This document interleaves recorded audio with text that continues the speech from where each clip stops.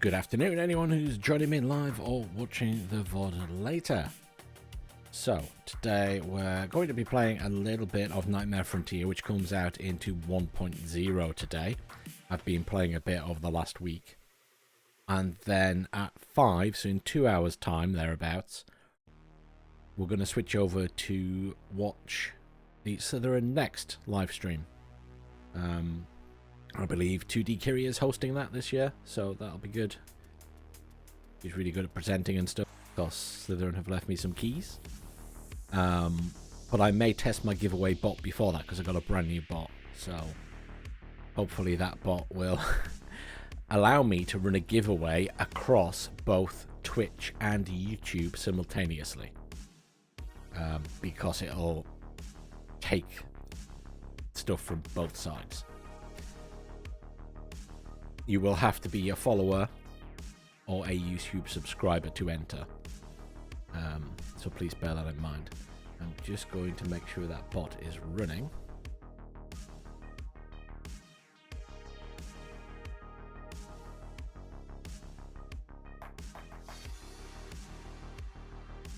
It's one I host myself. It's not like on a website somewhere. It's actually on my computer. A little bit different to the other bots I've used before.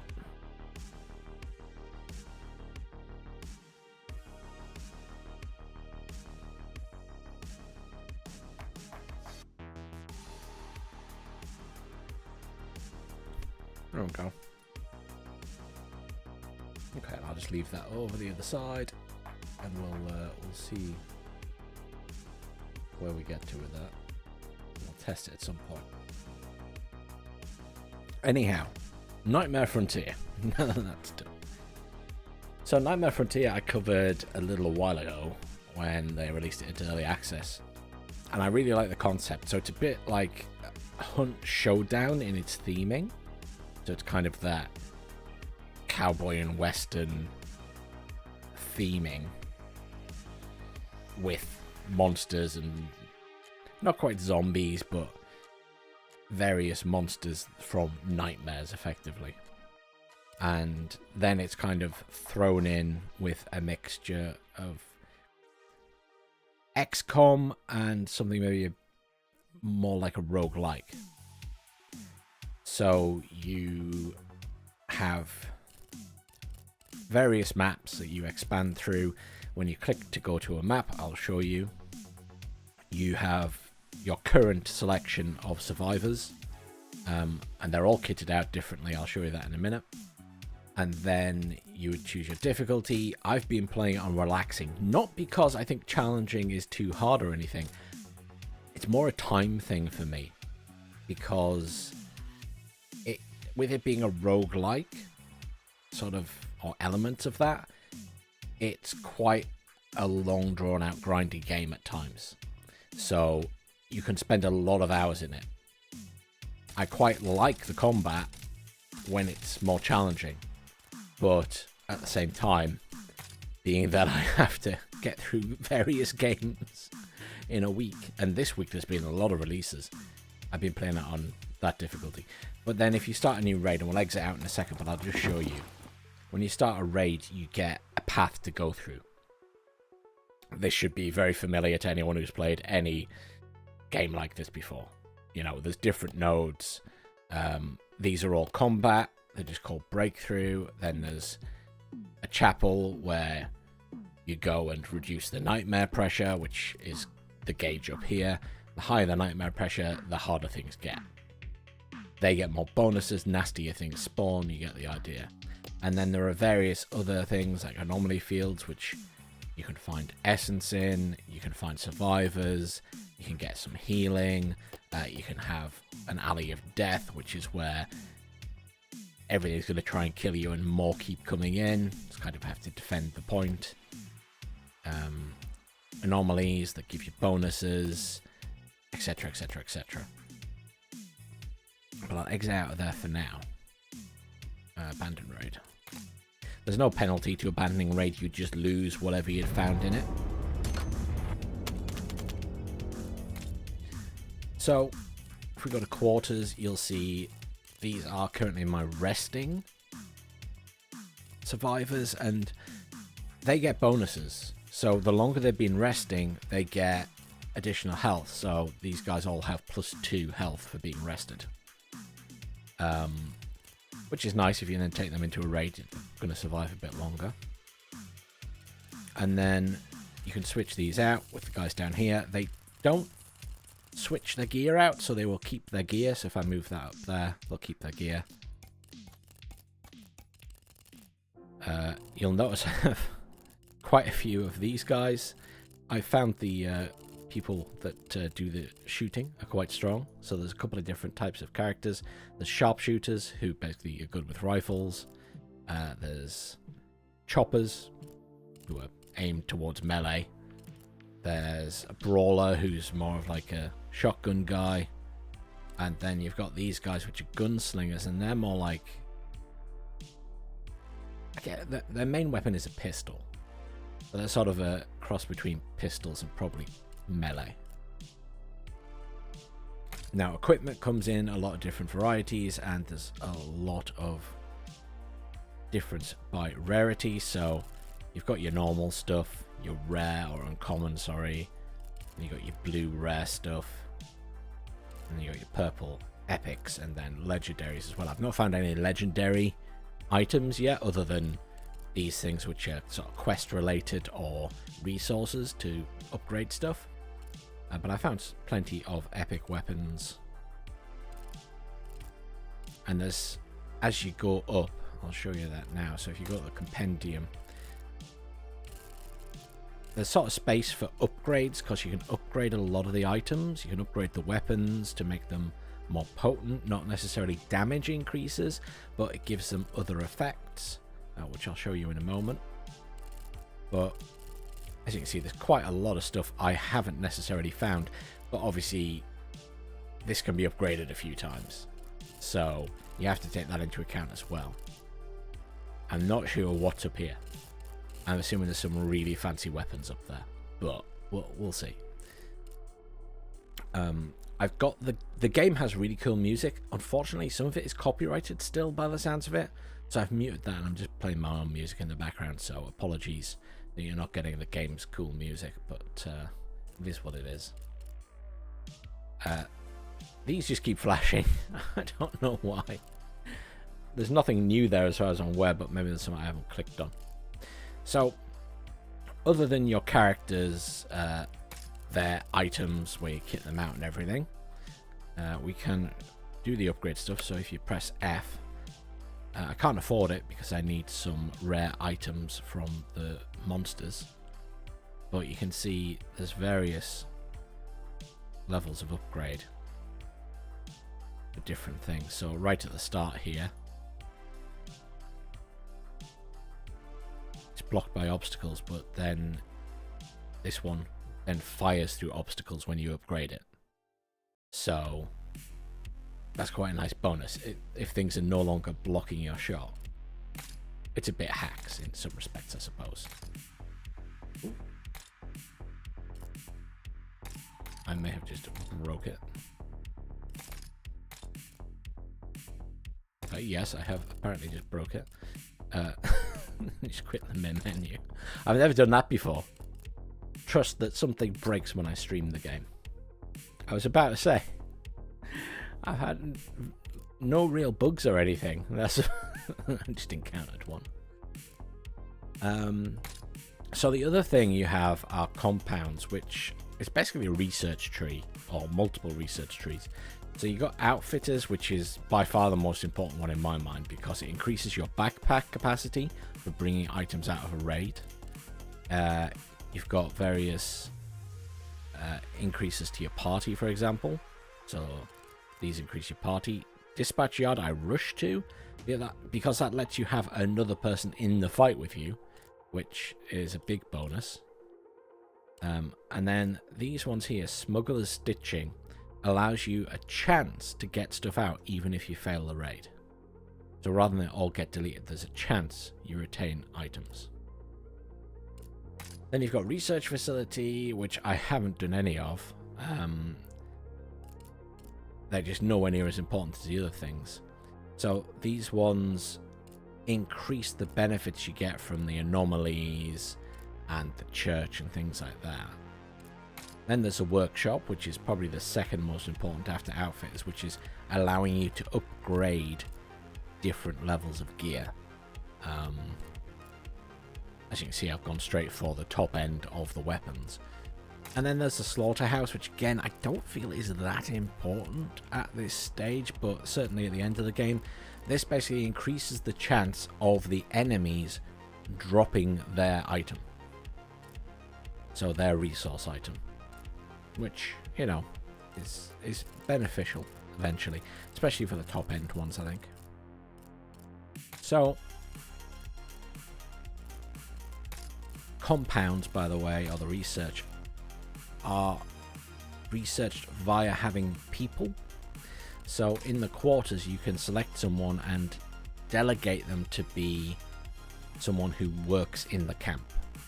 And when you delegate them, they can no longer ever return to your pool of survivors, but you can then expend them on research. And you do get like big amounts of the delegated people when you complete quests. So there's a few quests in the game that you'll come across, and that kind of gives you a bonus there. But we will go to Snob Hill. So we need to return to base because what we need to do is turn Pocket Telegraph. If we do this, this is like our legendary item that we need to upgrade. So if I press F, we need a workshop upgrade before we can upgrade it. So I can't even see what resources it needs, but it's starting to look like a Ghostbusters backpack there. So that means that I need to do something in the workshop, which is, I think, probably that, because I imagine it's a chest slot. Let's just go back and check. I don't think I can equip that anywhere at the moment. But I assume when you upgrade it, is it a chest? It must be a chest, is it? Legendary torso, yeah. So that means we need to unlock that, which means we need 2 people. In fact, I can just kind of cheat with that. I can eviscerate someone. I just need to pick someone who's not got... He's got a fear of cactuses, and I don't have anyone else with a fear of cactuses. I'm trying to find... That's a fear of death. So that person spawns the Grim Reaper. Fear of hunger, gnaws. Gnaws appear all the time. So I'm going to get rid of him. And then if I go to compounds, I can now unlock that. And then if I go back to my equipment and hit F, you can see it now tells me what I need. So I need 3 eyes, 3 dread pins, and the galvanic cell. Now, which I don't have, but I can find one of those. They're like the base version of this thing here. That's a galvanic cell 2, where we need, I guess, the first level? Hey Bamalam, how you doing?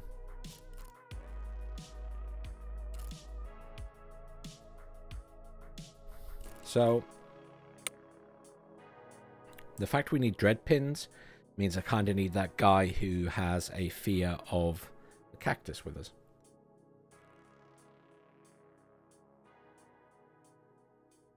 And the cactus only appears when we are on Nightmare level 4, which is the highest level. Are you feeling any better today?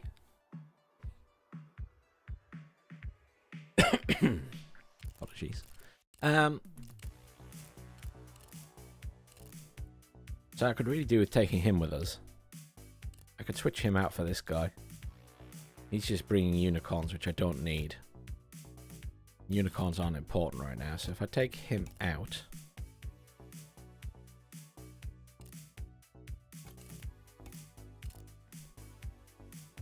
Oh, the only thing... Hang on. I can't I can't easily transfer the items from him to him. If I go down at the bottom, can I take that there? Yes. Switch to him, put it in. There we go. Very awkward way of doing it, I know. Oh, they will all stay at the bottom. Okay, well that helps.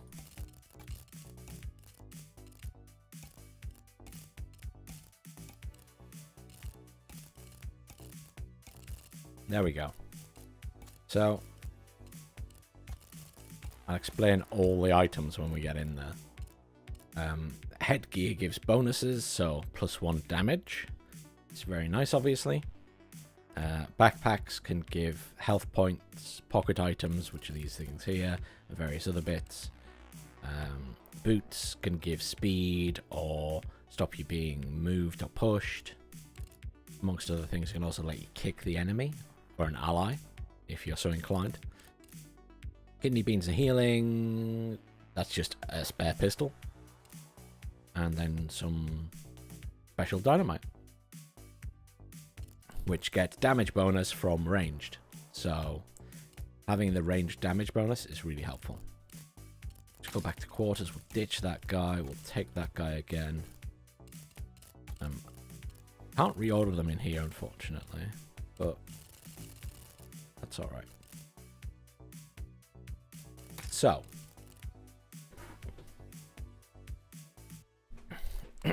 we need to find a few different things, and we also need to find the bank here. So that's where we'll go to. I'm sorry, it's not really improved, Bamalam. That sucks. So the higher the level the area you go to, so this is the third area, the higher your nightmare starts. But that's fine because we actually want it to go all the way to the top, because then we will get the cactus spawning, and we need bits of the cactus basically. So that works for us. We can have a look and sort of plan our way up. You can sort of look at the rewards as well and be like, what do I want? I don't really need a sawn-off shotgun, because I've already got sawn-off shotguns of various types. I'm leaning towards getting another survivor because they will sit here and you can use them as somewhere to store items, which is quite nice. So we'll probably go that way. We'll go for this one, because that just allows us to go to a few more areas. Commander's top hat there, which might be handy. Then we could get another survivor. We can't see any further up yet, so sort of just have to double check the map as we go. But we'll aim for this first. Doesn't really matter what we're going to go for here. Just need to go up, so we can just go straight, because all of these items are sort of low level now. But that's a nice range damage bonus, and you'll get that for like 3 turns. The game loads pretty well. I haven't had many performance issues or anything, which is nice.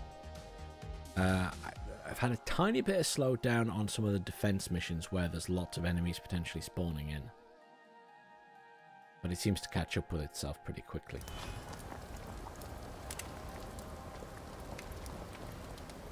So the setup's pretty simple. We can spawn our guys down here. I like my shotgun guy at the front. And then sniper guy, melee guy, and another sniper. Or rifle guy, I should say.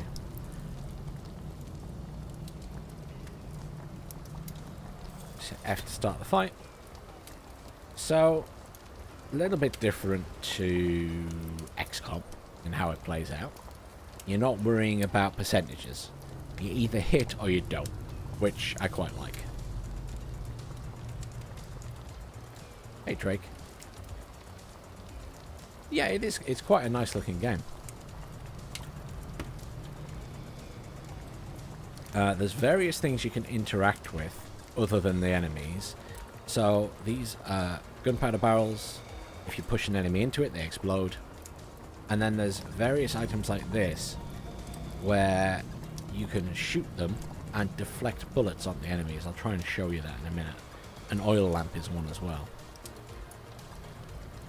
Let's just put this guy up here. So he's got a shotgun, and I've got various upgrades on it, which means it also pushes the enemies back now. So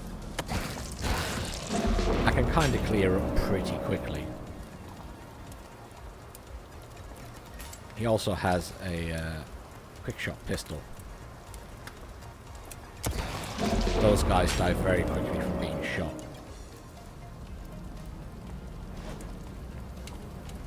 I got this guy. Let's move him up.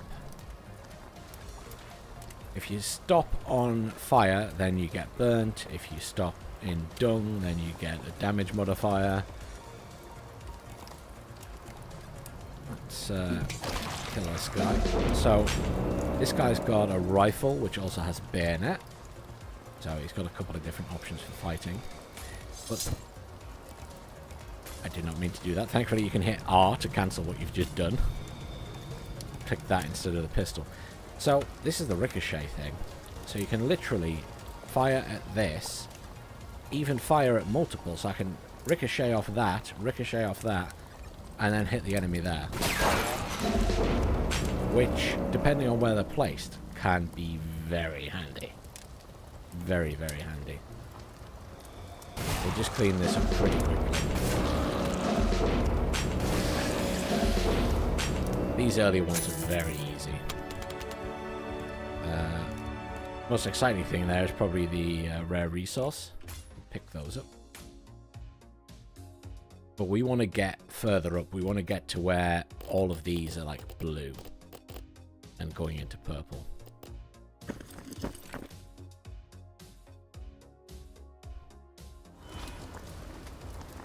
Oh, here we go. This is new. Manifold. Mirror, mirror off the wall. A distorted reflection of something never seen before. Sheds volatile shards of itself, desperate to look at anybody in the eye before exploding in their faces. Wobbly, likely to fall over from a steady push. Shards, on the other hand, are brittle targets for ranged attacks. Okay, that... Oh god, it's a boss! I've never had a boss before. Where did he come from? It's literally like a boss target. Look at the health on him.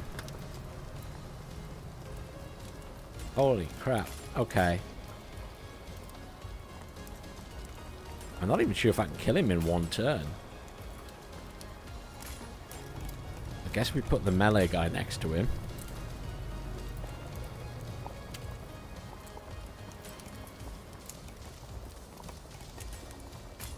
Okay. This should be interesting.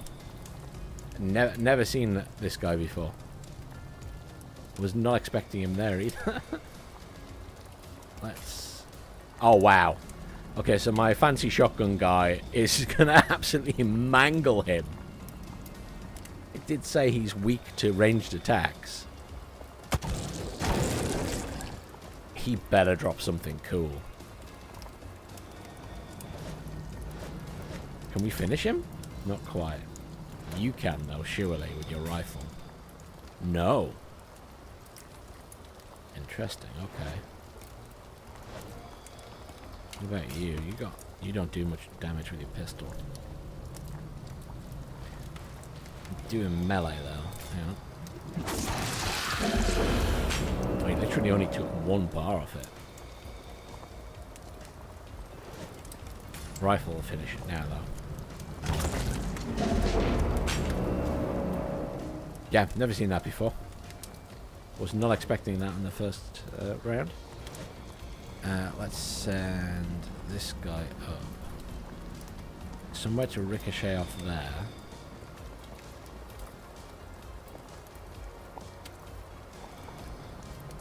Stay in the best position.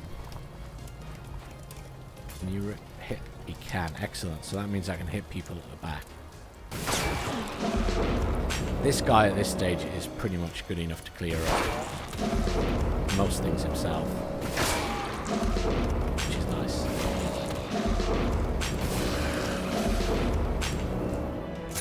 Sorted.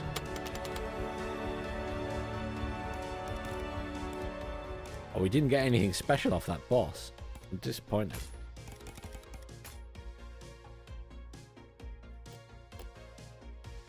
Get the ranged damage increase. We'll get a new survivor. So survivors you have to save. Either this survivor has to get to there, or you have to kill everything in the room. We're going to kill everything in the room, obviously.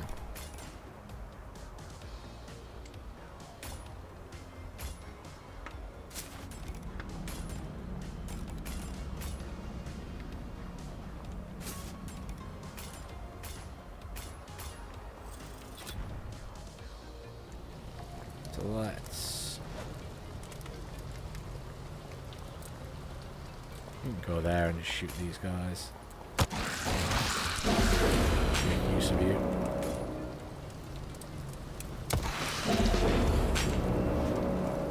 This guy should be able to clear up again pretty quick.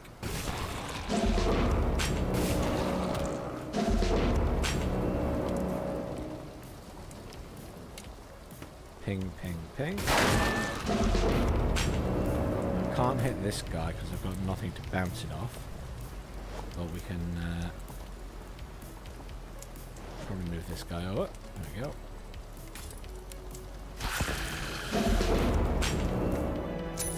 Is it really loud in the game? Hang on.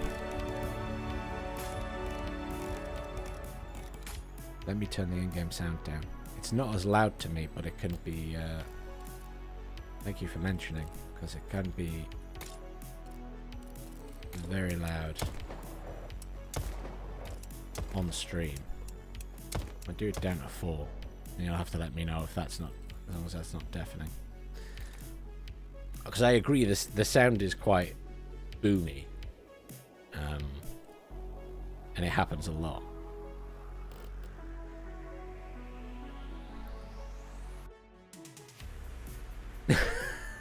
I'm sorry, Rainy. I'm sorry.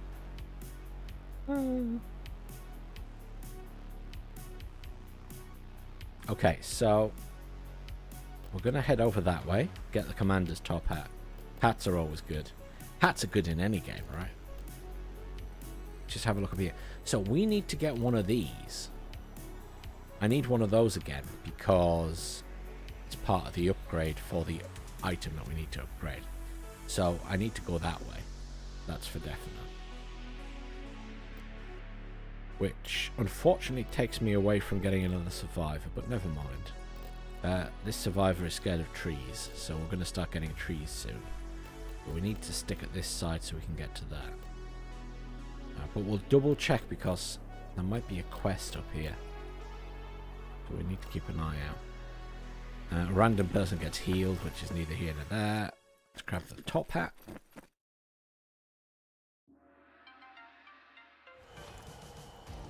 As I say, there's lots of different difficulty levels, so you can make this as unpleasant for yourself as you wish. I'm currently doing a run on the easiest, just for speed, so I can show stuff off. But it's like the next level up isn't bad. Your computer crashed. Scandalous. Absolutely scandalous. I wouldn't stand for that, Bamalam.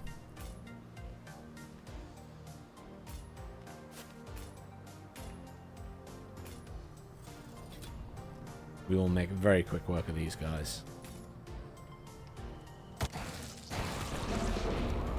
As you can see, if anything gets pushed into a barrel, it just explodes. And that would do damage to everything around it. So we need to seal these cracks and kill everything. And every turn, they will spawn more stuff.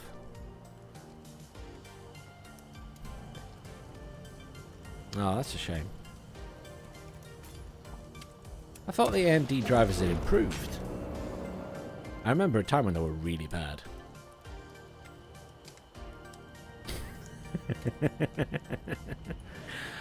Depends on what's in the barrel, doesn't it, Rainy? If it's a barrel of rum, then yeah. If you do, so some weapons do AoE, like this scythe. That would kill my own guy, so don't do that. Don't do that. I'm just gonna shoot this guy instead. I can't reach any of these this turn, so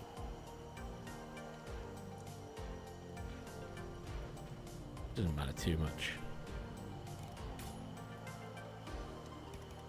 We'll just get this guy into a good position, because he can pretty much cover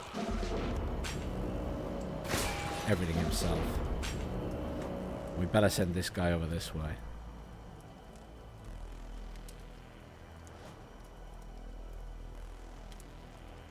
Okay, we've cleared the board, so we'll end our turn, and then lots of nasty things are going to spawn.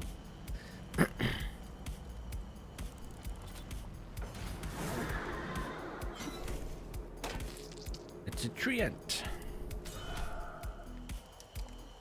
Or a deadwood in this game.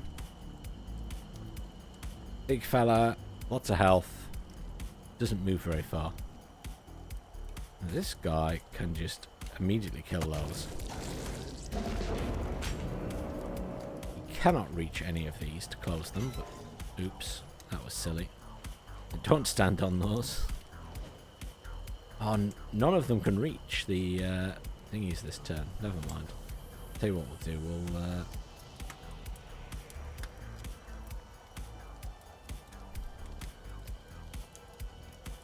see, and I don't want to put him in a position he's going to get massacred because he doesn't have that much health.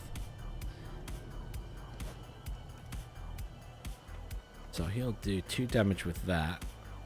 Might as well do that. And then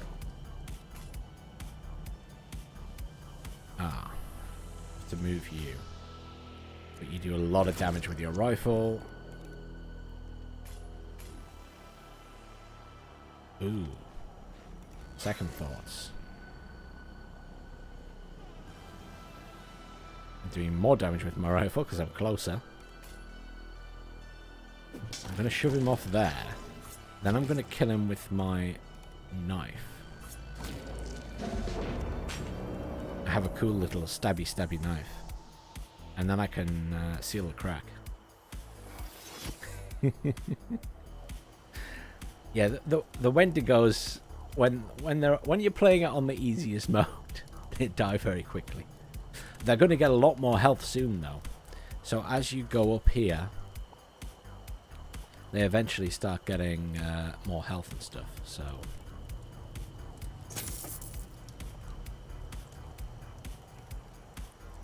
not sure any of those will give it, to be fair. It varies depending on what your people are afraid of. To end that turn. More deadwood. Ooh. Oh god, 2 deadwoods. And there we go, the nightmare level increased. Yeah. Your aim is to kill everything and seal the cracks, and then it would stop the nightmare level increasing, and you'd move on to the next area.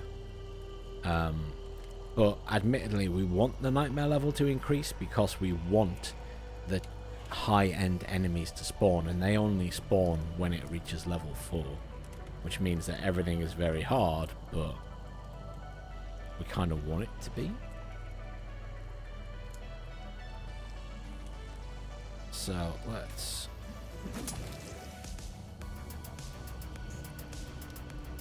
not do much to him, unfortunately. If I come here, I can do some serious damage to this guy,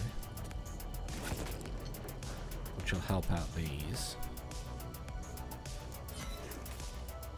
He has a couple of different attack options. I have this ethereal dynamite, which I can throw pretty much anywhere. It'll insta-kill that guy. So what I could actually do is throw that before he moves, kill him, get him to here, Let's see what this guy can do. So he's got... Oh, you can kill it in one go. Excellent. He's got a ethereal rifle as well. Switch to this guy. Seal that one.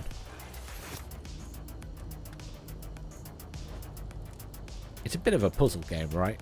Trying to do things in the right order. Clean that up. Job's a good one. Now we just need to kill that guy. But, unfortunately, we're technically out of turns, so he's about to get smacked in the face. And he's bleeding. But we have solutions for that, so they all have upgraded beans, so they can heal.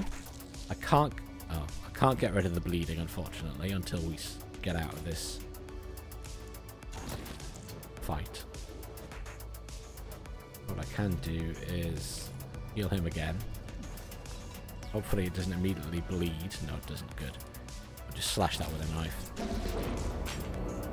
The pocket weapons are the saving grace of this game.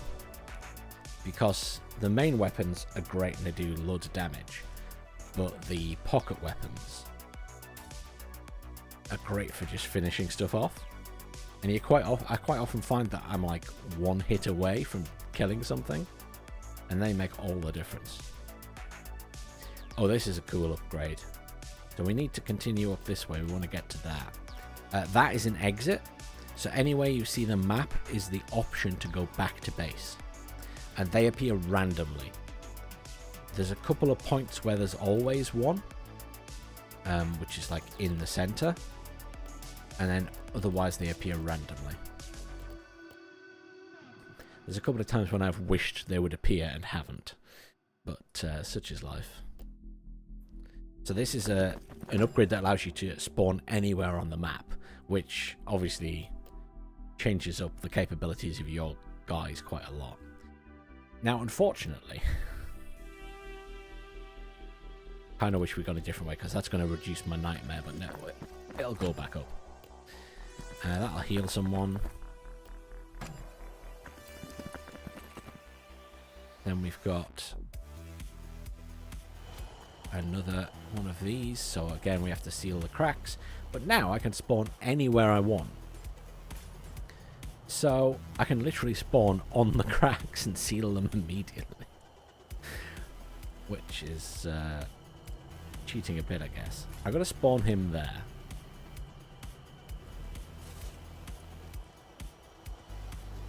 The ranged guy can spawn pretty much anywhere.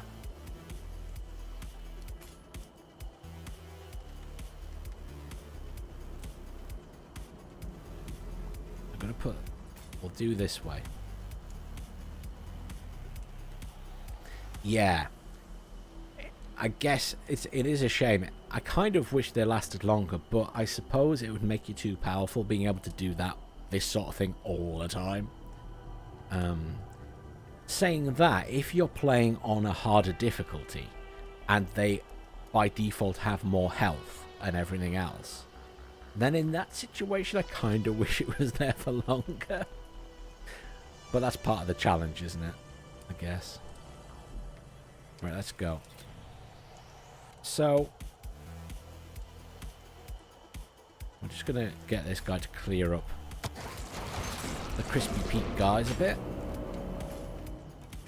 Just going to pistol that guy. He can close that one. Now that he's cleaned up. The only thing I'm not going to be able to do is kill him easily. Ooh, actually. I just had a sudden thought. This ethereal dynamite can be thrown pretty far. And we'll kill that in one hit. And if you kill something in one hit, then you get another go. Is that quieter for everyone now? It's not deafening you anymore, by the way, is it? Because that noise happens a lot.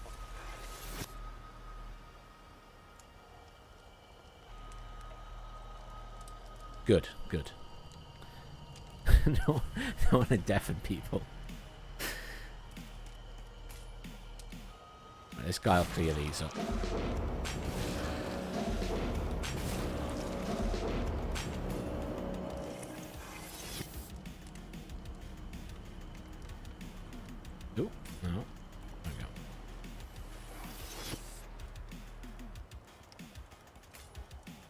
Yeah, it's much easier when you can just spawn anywhere on the map. Pressure bomb. So what we can do is if we continue and then go into our inventory.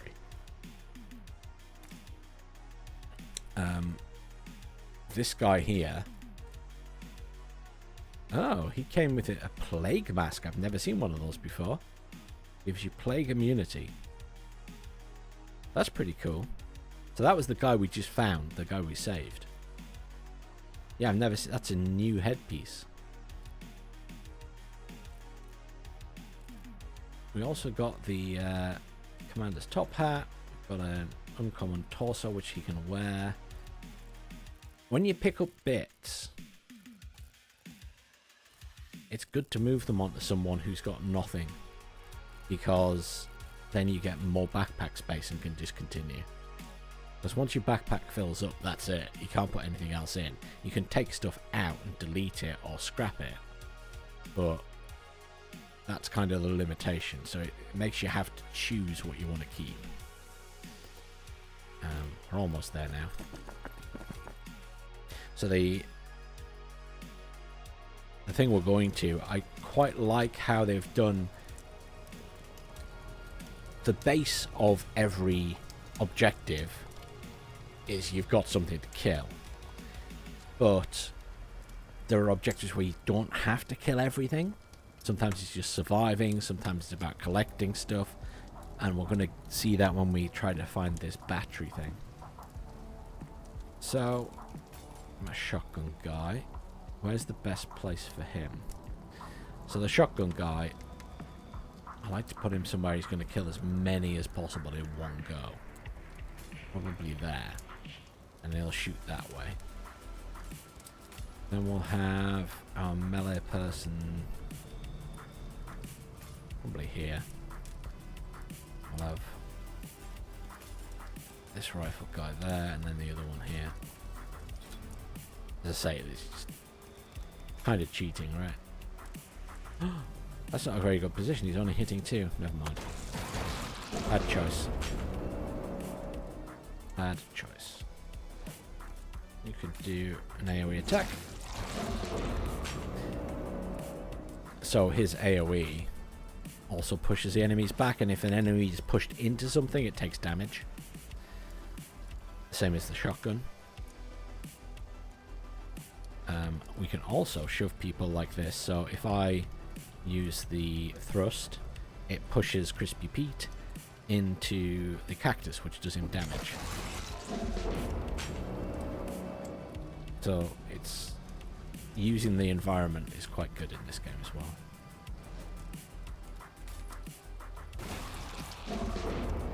It feels like they've thought about what they're doing, and like having the ability to ricochet off various items with your range shots is really cool too. Oh, I'm glad you've wishlisted it. They'll appreciate that. I've been really impressed with it. My only issue is I kind of would want to play the whole thing on the harder difficulty, but it's the time it takes when you do that. Because you're going to die more often, obviously, and you're going to have to replay stuff more to get, you know, go on more runs or raids, as it were, which is fine. I just don't have the time myself, which is a shame. And that's what, to be fair, puts me off a lot of roguelike stuff, is the fact that I don't have that much time to play them, and a lot of them require a lot of runs to get progress. But a lot of them are very good. Like, I love the concept of this game. I love the weapons, I love the looting, I love the characters and the variety of ideas they've got in there. The people who made this made Hard West 2, which I've never played, but I've heard very good things about it. So, you know, the game has good pedigree in that sense.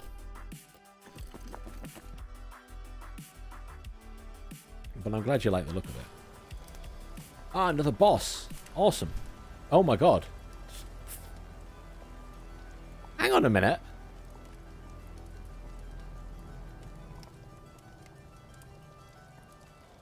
4 bosses. 5 bosses. What have I done to deserve this? Hang on a minute, I'm just really curious. That attracts a slaughter brand. Cannon head, Medusa. I don't have anyone that attracts these guys. Why are they here?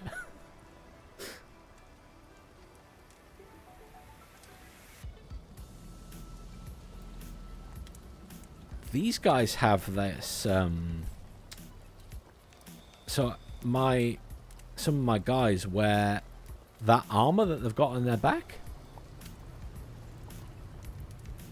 It's like shattered armor. And my guys wear it as well. Hang on, let me turn around. See on his back there. Maybe that's where it comes from. Okay, well. Gonna be the best way to do this. That guy's trapped, so any melee attacks on him are going to be really strong. So if I go for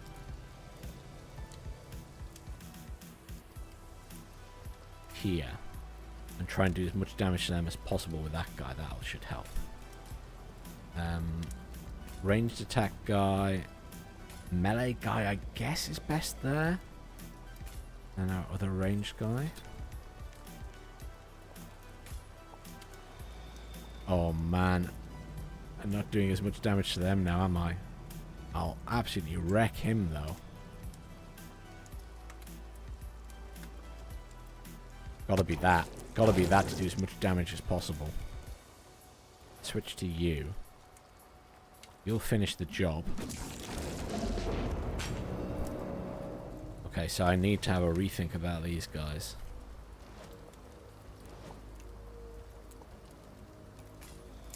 You'll get a kill if you do that, but then you won't be able to see the others as easily.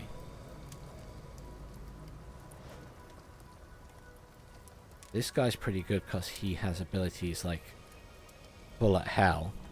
So he's got like a blunderbuss that fires in the air. I will demonstrate. And that just attacks anyone within range of him, which is quite nice. And then he does have the rifle.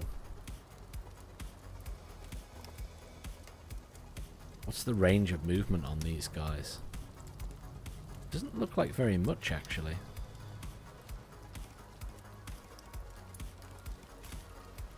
Kind of want to kill Crispy Pete, so he's out of the way.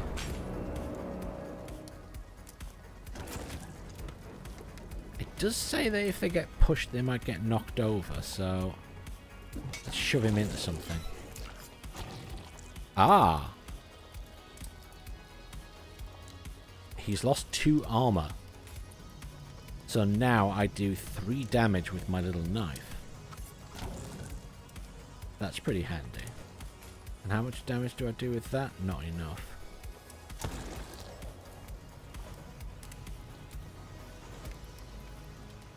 You can still shoot. You don't do much damage. This guy can still move, but he can't really move far. He can move as well. Hang on, come here. You move there.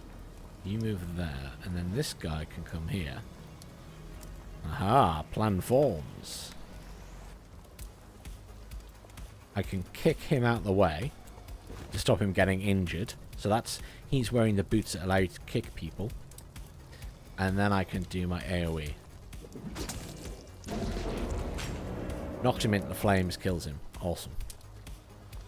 And then... not doing much else here, are we? I think we end our turn and see what they do. I'm kind of curious.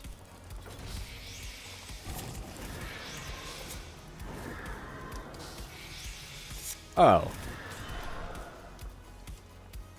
They spawn more enemies.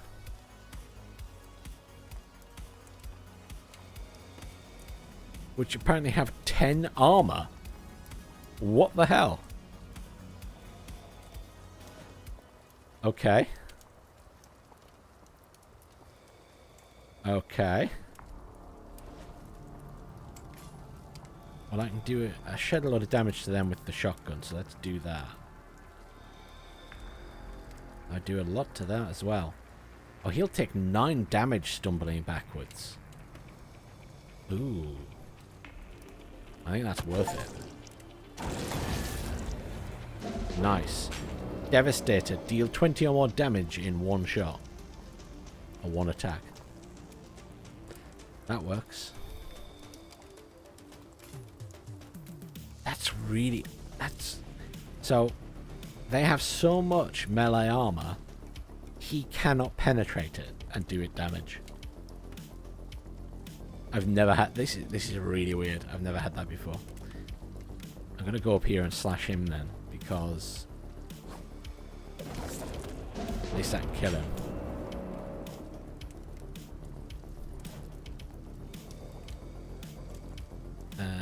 You come here, and then I should be able to do my AoE attack. Oh, hang on. Oh. They explode when you kill them. Okay, that changes the plan slightly, doesn't it? Okay, hang on. Let's kill that guy, because he explodes. And then get this guy out of the way. And then if I shoot this one... Actually, if I do that, I'll kill that, injure him, and still have enough left to use my rifle on that guy.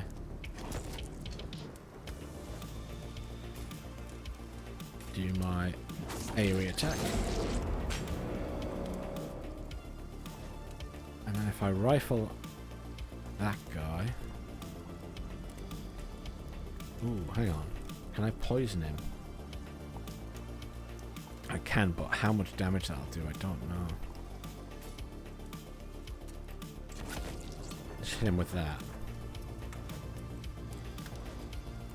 This guy can still do a pistol shot. I guess all damage is helpful right now. Move this person over this way. This guy to there. Move everyone a little bit closer. So that... Oh! When it summons a shard, it also takes damage. That's pretty cool. So that's why it has so much health.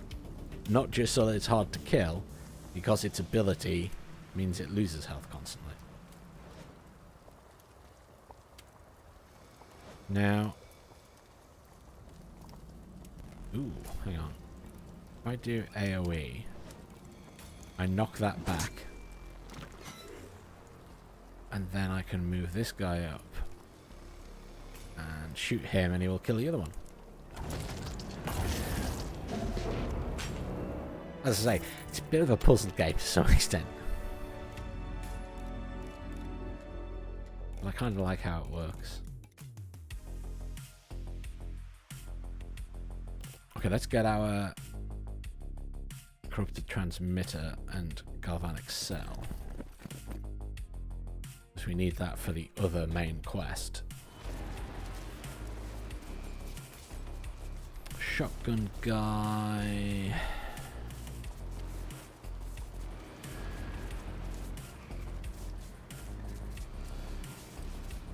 Kind of want to put him there, but there's a barrel in the way. We need to get to this and activate it. But enemies will spawn.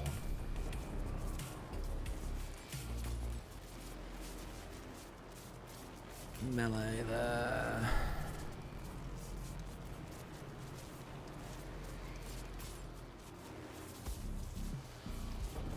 Ranged guy, ranged guy.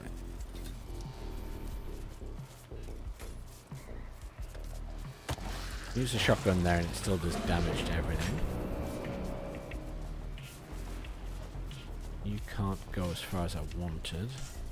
You can do your AoE there.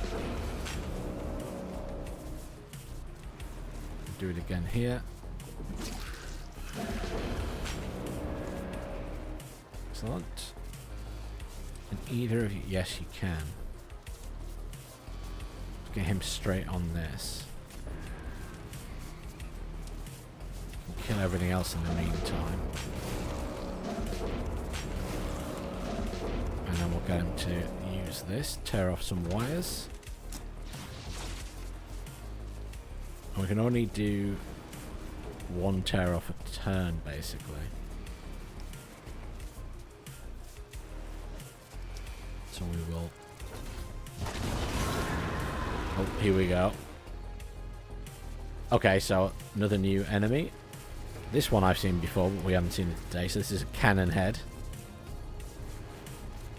Which looks a little bit like something out of BioShock.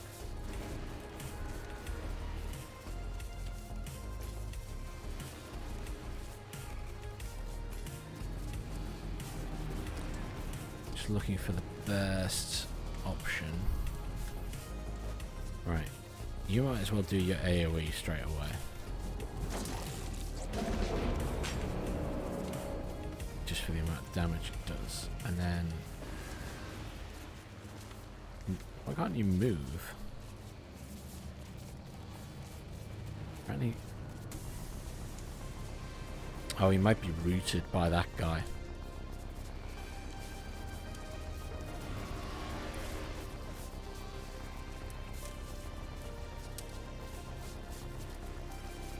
I can't remember what the pirate zombie cannoneer looks like. I'm gonna have to Google that now.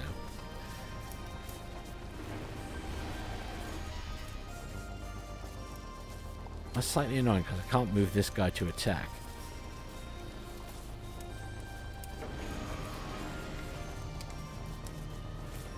I'm gonna throw that over there. Oh, probably a bad idea, actually. I need to try and kill this guy.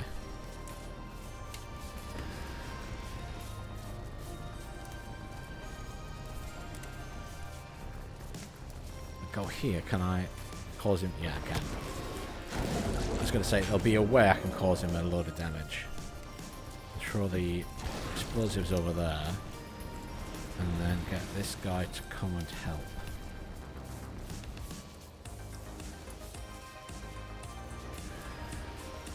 Grim Reaper as well. Can't kill them both. Unless... Get 2 damage from that. And you can fight. There we go, we can kill him. Awesome. And we'll do that. We have to end our turn again, and everything else is going to spawn. Oh, much easier. A gun spider, a gnawer, and a rat. So... or vermin shade.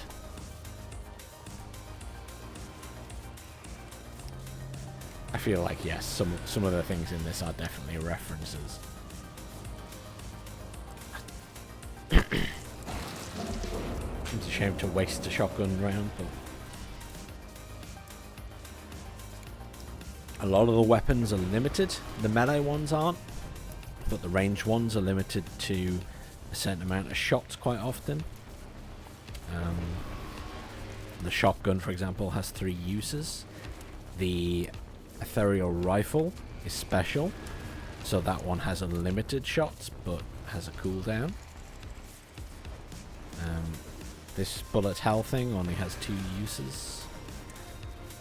But the melee ones, obviously they're melee, so you can just use them as many times as you want.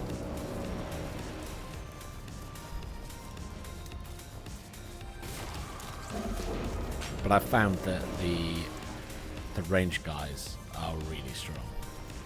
Especially if you can get the damage increase hats.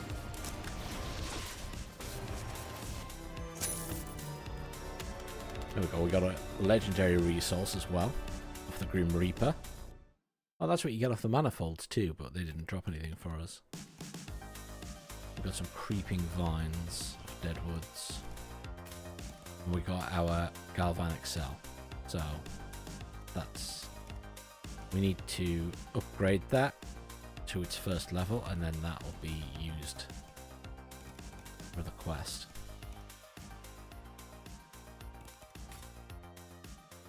If I check my inventory for this stage, it's filling up a bit, but that's not too bad. Can't scrap things, and like, if it comes down to it, I'll get rid of these because I've got loads in my inventory.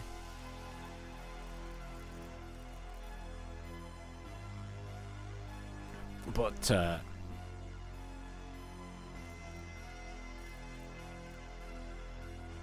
been trying to get as many epic weapons as possible and epic upgrades.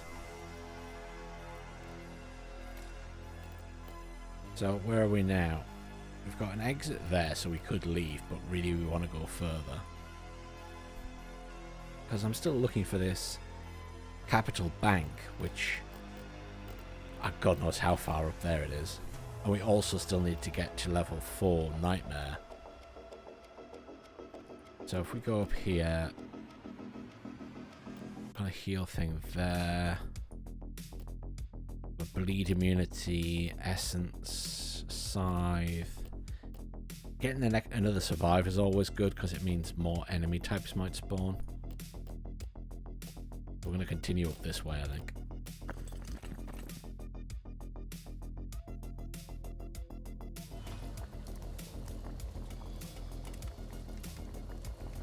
Okay, so this time we've got a bunch of deadwoods.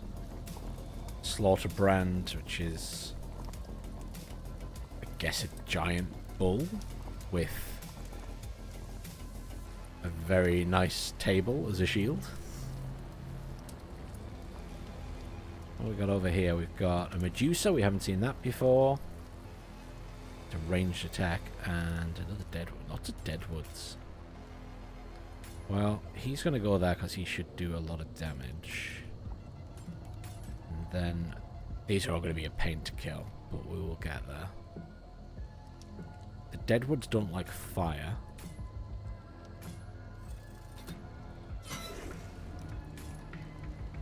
Let's wreck these guys. He can't move because he's just been fastened down by being near the deadwood, which is annoying. But we can do that, and then we've got the dynamite.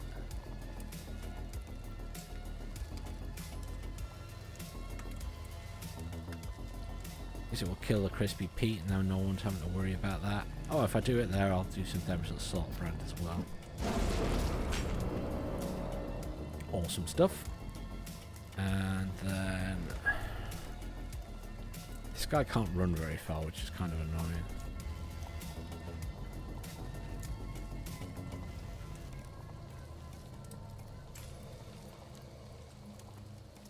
Because he kind of needs to be in everybody's face. I'm going to put him there purely because the movement range on there is to there. So if I left him here, if that survives to the next turn, it would do him some damage. It wouldn't kill him. Let's shoot that one. We can try and use these to poison the deadwoods, but I'm not sure how much benefit that'll be. Hang on. If I grab this guy,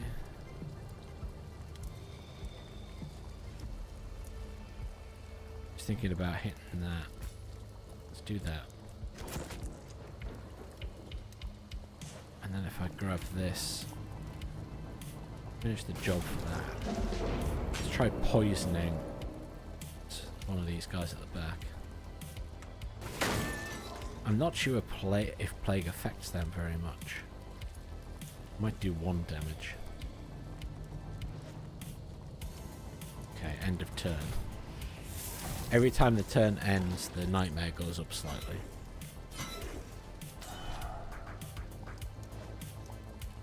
Get this guy up here now.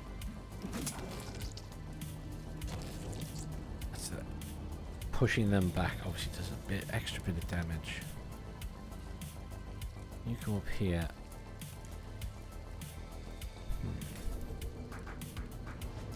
Maybe not. It's not quite what I wanted.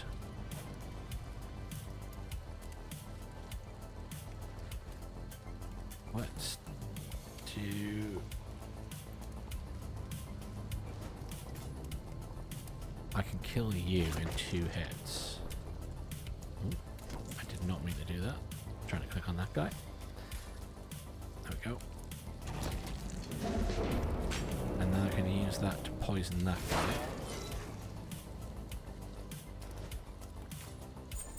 Can't ricochet with the quick shot sidearms, sadly.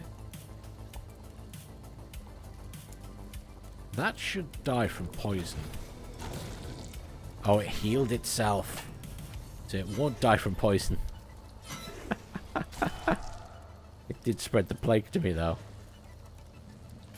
Oh, that's so annoying. I forgot they heal themselves every turn.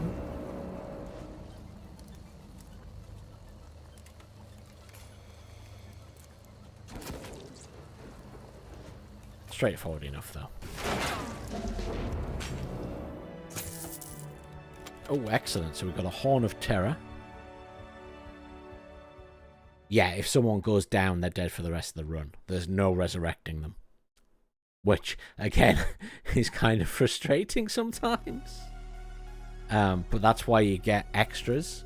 And it's also why everybody you find can fight for you. So, like, I can only deploy 4 people at a time, but I can take 5 with me. And then everyone I pick up can technically fight for me if I want.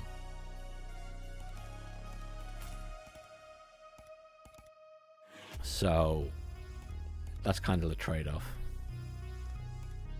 They give you extra people, but if they go down, they go down.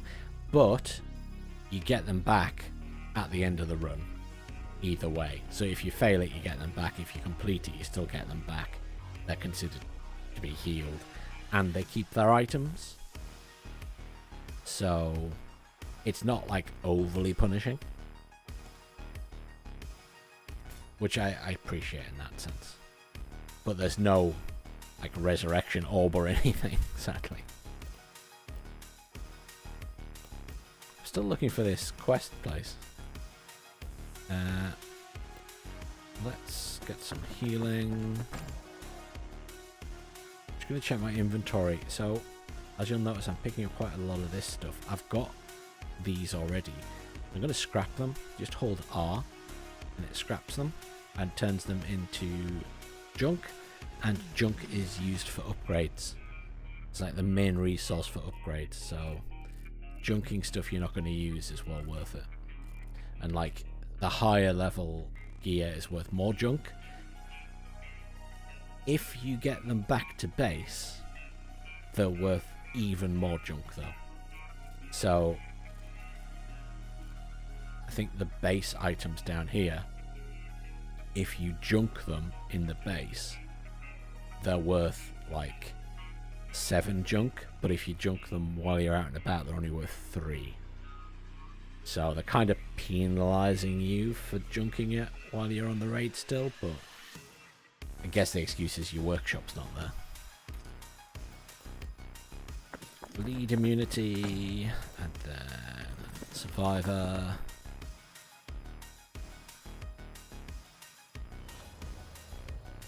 I was going to have spares. What are you frightened of?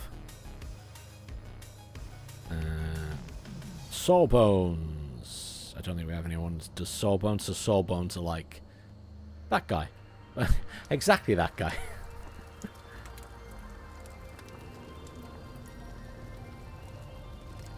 Like a demon surgeon who has a load of limbs in his cupboard that he's carrying. Medicine cabinet. Very grim.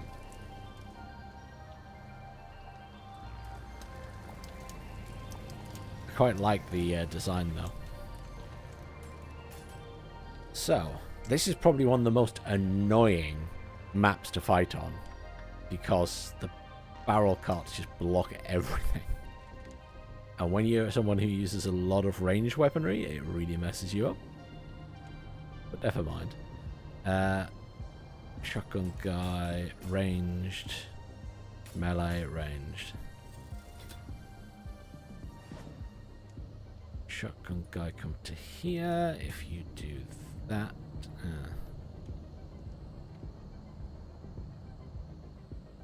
I guess he kills it at least.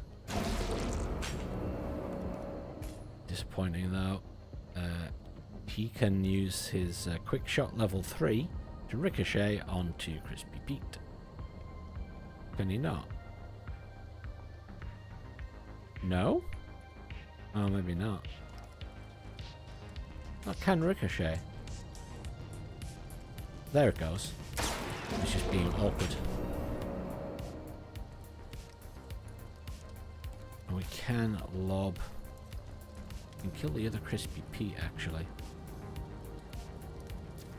With the explosives. This guy has a rapid fire attack, which only does 1 damage, but would do it to multiple enemies. Not the most useful thing ever. You come here. Okay, that I always forget that kills my own guys. Let's not do that then. Tell you what, let him do his attack. And then he can go there and knife the guy.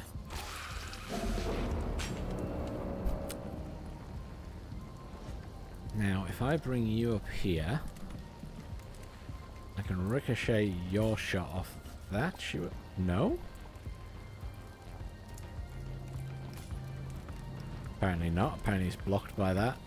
See what I mean about I hate this particular design of map. Okay, so I can't hit anyone else. Though, actually, if I hit that can't hit him. That, to that, to that. Yes! He's now on fire. So he'll die this turn. I'll have to end turn because I can't really get to the other ones. Oh, there's a Medusa back here. Which I can't see. How close do I have to be to hit her? Ah, hang on. If I get him here, I can knife that guy. He heals every turn, so flames won't kill him. I can double back a shot off there. There we go. But that guy, I definitely can't hit.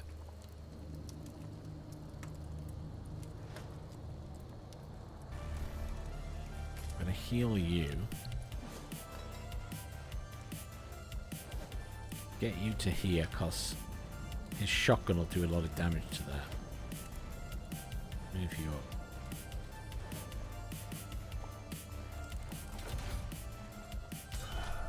Okay, can you hit that now? Yes. Oh, beautiful. Knocked it back into the barrel and blew it up.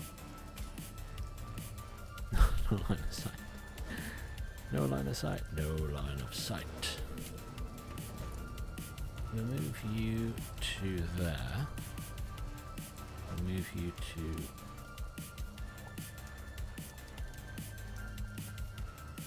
line of sight is so awkward.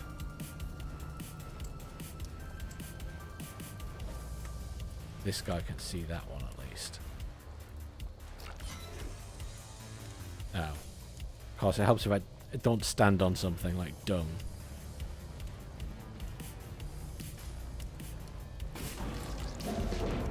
But there's no way I can hit that guy. I'll end my turn again.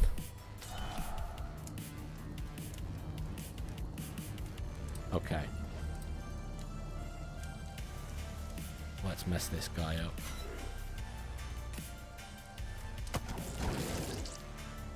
Good amount of damage, finish the job. Boom.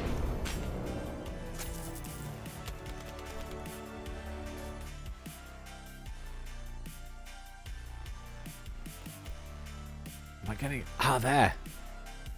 question mark, that means there's a quest there. That's either the Capital Bank or it's a new quest. It could be either. It could be either.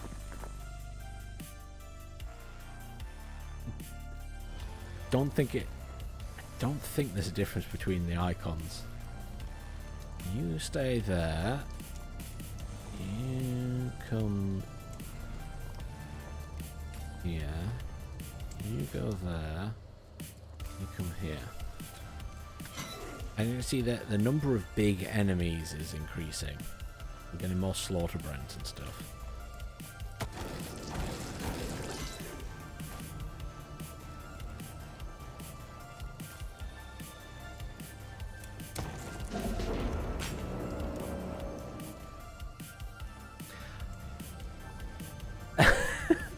I don't actually know what's going to happen at the bank.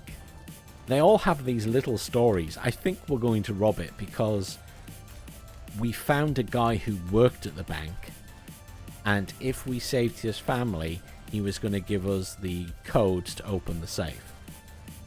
So we saved his family on a different area, and then he gave us the codes, and then he died.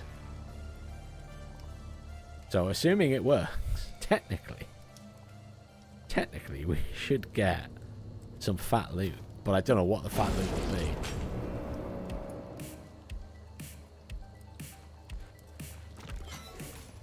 This guy can just do some cleaning up. Oh, you're not doing much damage. Oh, because he's dropped his damage output. Oh, that's not worth it then. See if you can do some serious damage to the deadwood. Not much.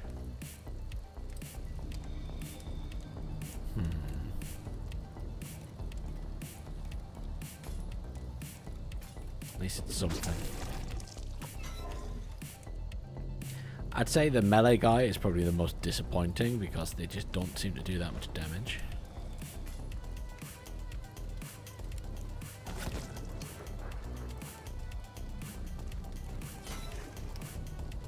But, never mind. Is there any way to hit that? No. Shame. I feel like a ricochet onto him would be good. I can do duelist on him, so that ability comes with his pistol when you upgrade it, and the duelist ability basically means that if anyone attacks him and they're still in range, he does damage to them. He basically shoots them. Come around here. You're not going to get a kill doing that or that, but you will if I do that.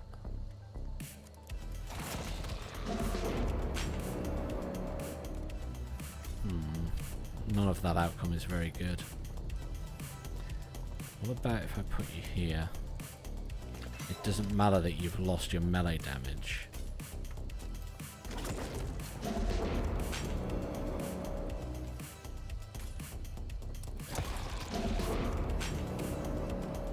That works. So we end our turn. Ooh. Oh. It didn't damage him. It just shoved him back. That was unexpected.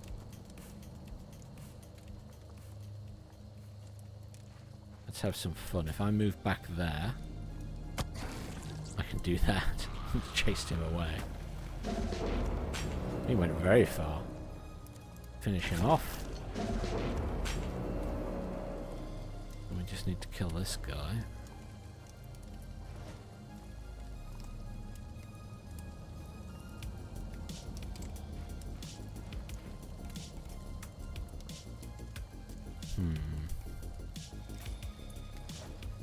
Kind of. Let's move you up here first. There. Can't get a one-hit kill on him. So let's move you up now. Let him do your AoE. And then I can finish him with that.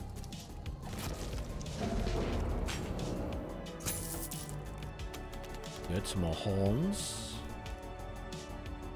picking up quite a lot of items I don't need, so we'll have to scrap some more. Let's do that. Let's scrap these.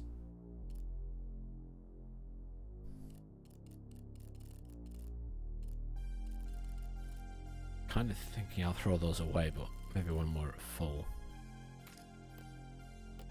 Okay, so the last thing we want to do is reduce the nightmare pressure because we want the big nasties to spawn. So we're going to go for HP. I'll look further up now. Starting to get blue. So once you start getting the blue breakthroughs, the difficulty goes up obviously, but the reward goes up. Ideally we'd like to get to purple. I've never been so far up the tree that it's gone orange or purple. I think I've seen a few purple, but never fully purple. It must be really far up.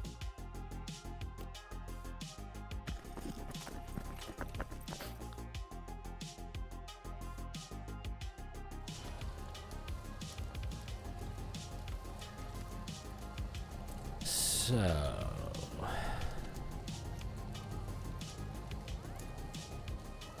biggest threat isn't that guy.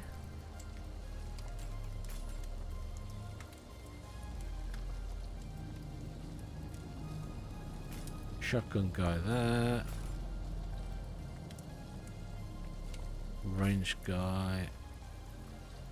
Melee guy. Range guy. My plan is do that. I can kill all of those in one go. Let's do that.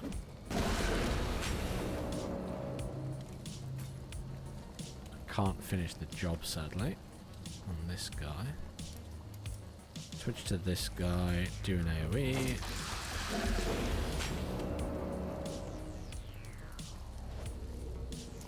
Question is, can I kill that guy in one go?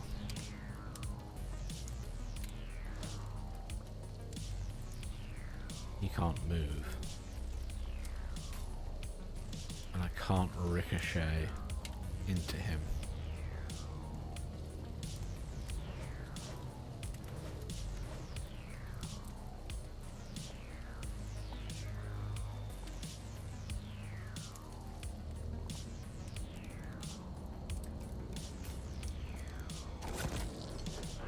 Quick shot though to finish that off. And then this guy can kill him. Job's a good one.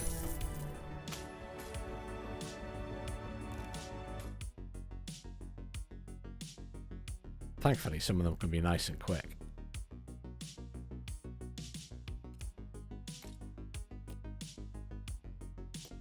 So that's Skeleton Coach, so that's a new quest. That is not the existing quest we have.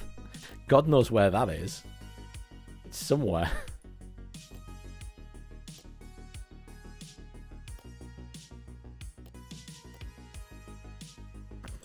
Continue on our merry way then.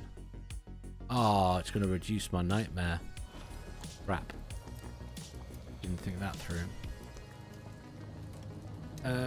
Okay. Shotgun guy, we'll kill that guy in one go.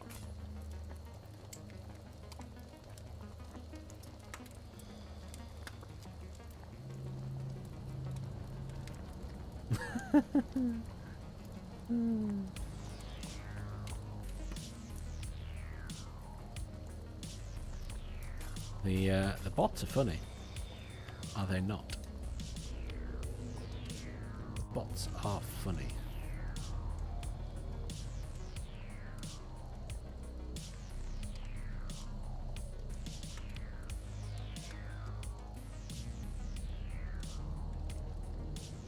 Can't remember for the life of me how to delete messages on this thing.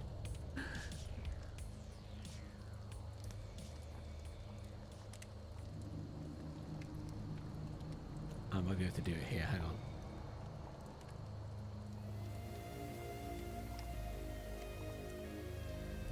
Aha!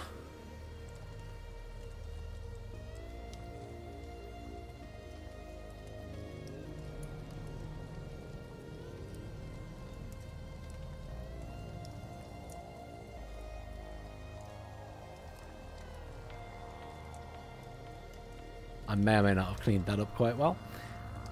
This is so I have a new bot that is running on my machine that I set up for the Slitherine event today, so I could do giveaways because I've got keys to give away, and it technically can access the chat and everything else, so I can just use that and right click on and delete stuff and it'll do it all for me, rather than try and faff around with Twitch. So that works quite well.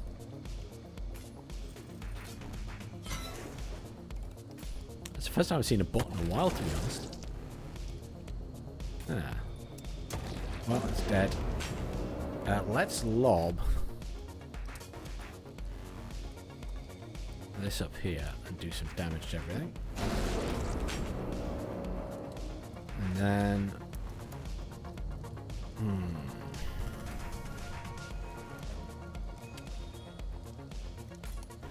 You kill that guy. You come up here. We'll do the AoE slash. And you'll kill the Medusa. You won't kill that. But at least you've done some damage. Actually. No, it won't work anyway because I won't kill anything.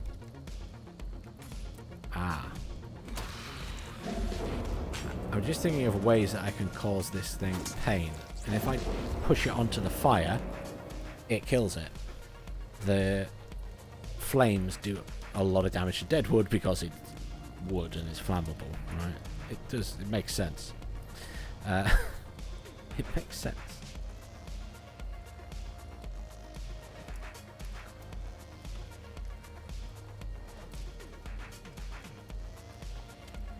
You move up here and use your ranged ability to do that. And you can come here. I have a plan. I have a cheeky plan. Finish off that guy. Ricochet off the brazier, which means that any bullets that hit it become flammable. And hit that guy. Hang on. Kill him first. I can't kill him. No. But I can do that. And set him on fire.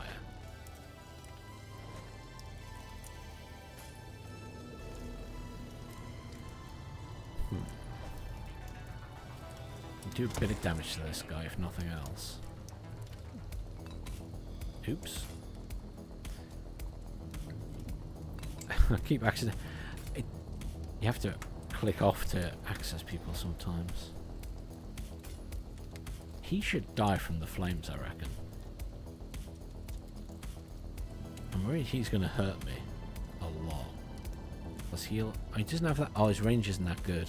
We should be alright. Okay, just end the turn then.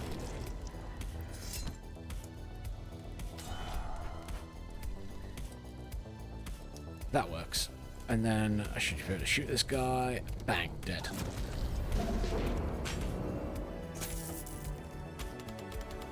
Nice, an eyeball. More high-level gear, please. Oh, we don't have to go there. We can go here, and then across the quest. I don't want to drop the nightmare level because I want the cactus to spawn, and the cactus only spawns when you're level 4.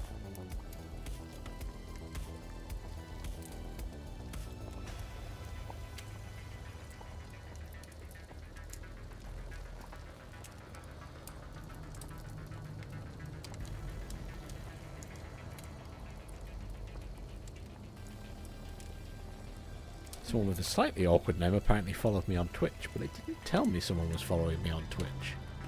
But I got an email about it. But yeah. Okay, so this is a slightly different positioning, isn't it? Oh, we've got the pumpkin head this time. That fella there.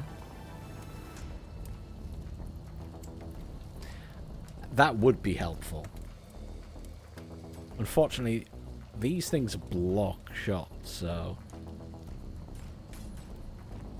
this shotgun guy is going to absolutely decimate these guys.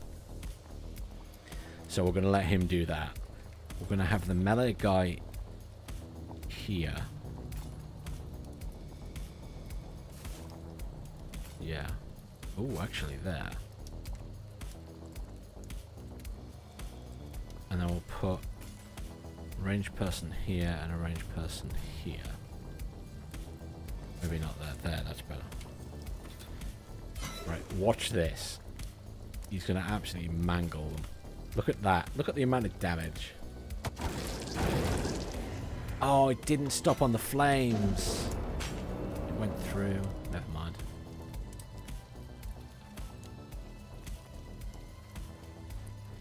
We'll just do as much damage as we can. Oh, actually. We're better off then doing this.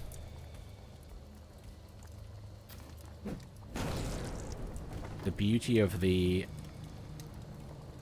ethereal dynamite doesn't do damage to friendlies, so I can throw it anywhere.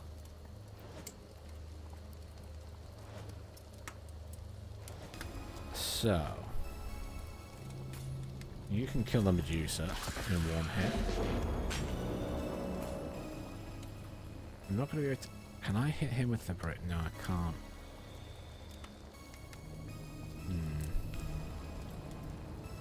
Switch to this guy. Clean up these. Nice. And we have a choice to make. Do we go after that guy or this guy? This guy. And I'll kill him in one go, so that's helpful. And then you use your fancy shot and set him on fire. Although he will heal, so that's a problem. This won't kill him in one go. But you can finish the job, so let's do that.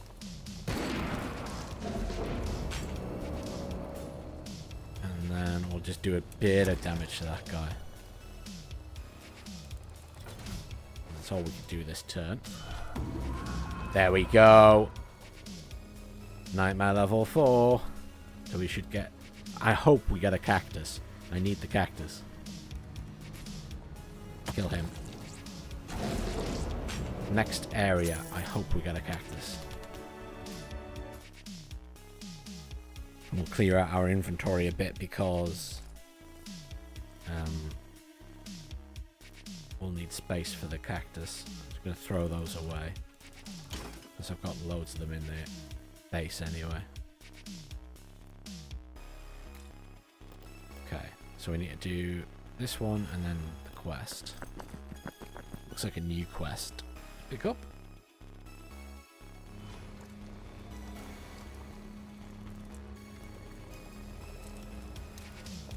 Oh, they're so far away. No cactus, sadly. Disappointed.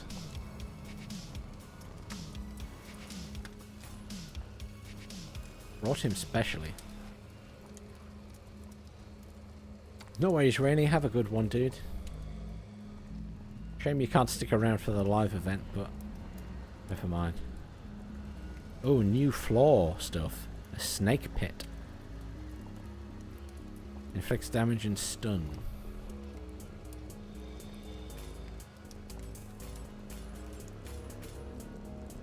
A really awkward spawning area. I'm really disappointed there's no cactus spawned. Never mind. You can come to here. You can still shoot. We can kill them. And we can still lob this over here.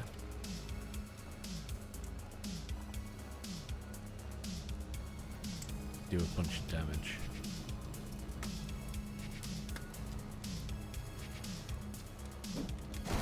Every little helps. We got a pistol shot. Get the Medusa.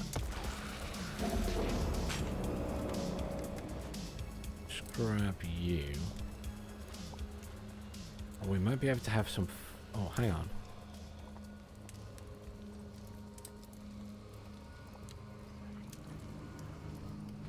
Can you hit that from there? You can. Okay, so we might be able to have some fun here.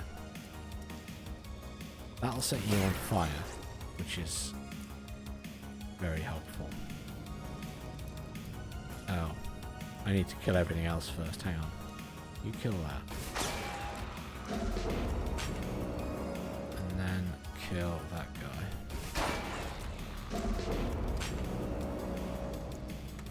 Kill him.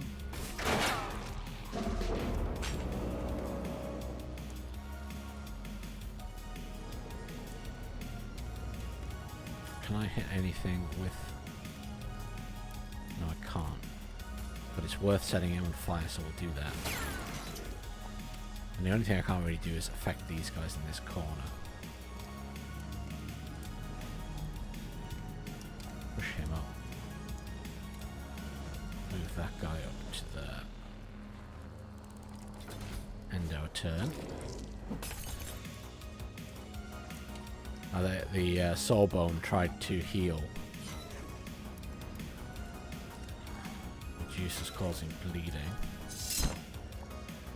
Ooh.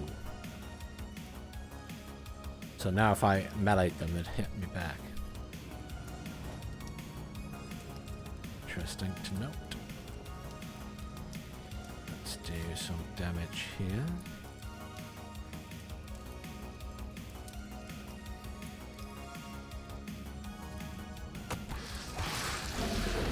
You're dead.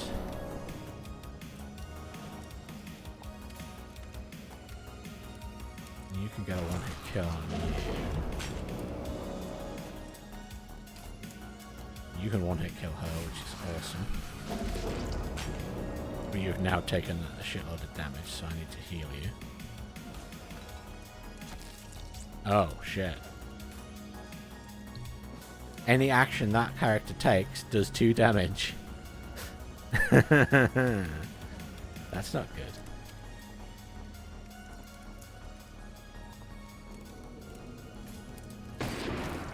I might be able to kill this guy though. Yeah.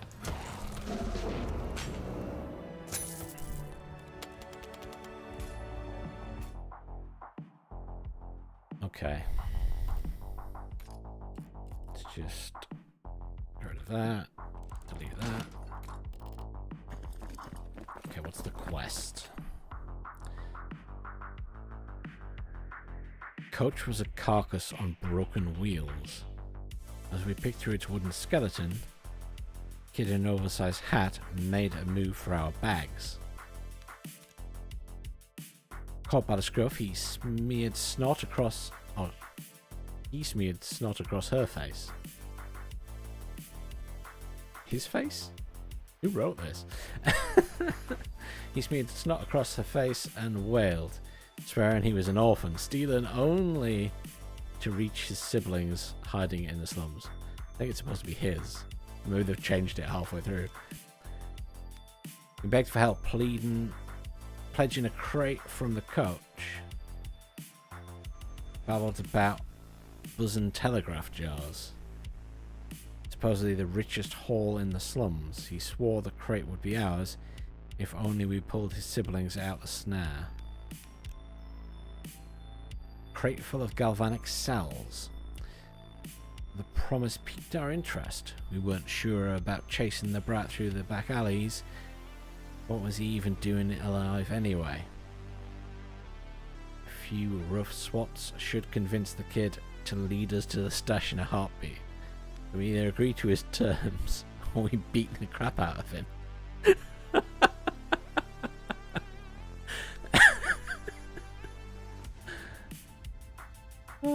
I don't really want to beat up a kid, so I'm going to agree to the term.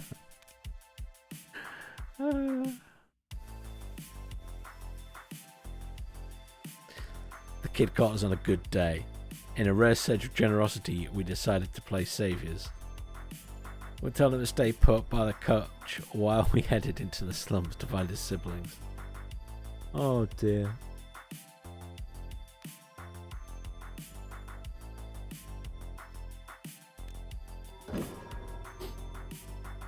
Oh dear.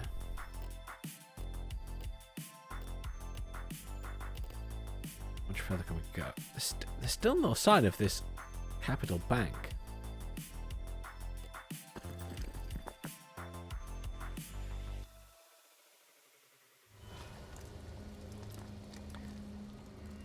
Still no cactus. Oh no, there's a cactus. Tell a lie. Mr. Cactus. With his dual pistols. Okay, cool. Happy days. Right, shotgun guy. Where are you going to do the most damage? Probably here.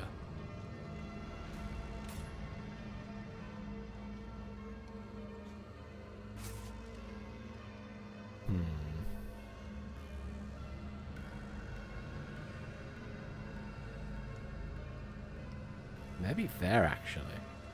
I shoot up this way. I should catch them all. Ranged guy, melee guy, ranged guy. Yes, he will catch them all.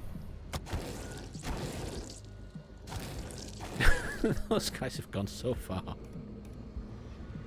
Okay, so he didn't get any kills. Well, actually, yes, he does. Which means that I can now move and potentially do some more damage.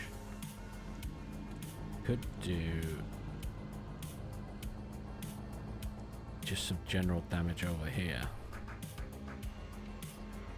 Help everyone out. Yeah. If I do that, then I'm able to dish out some kills with this guy.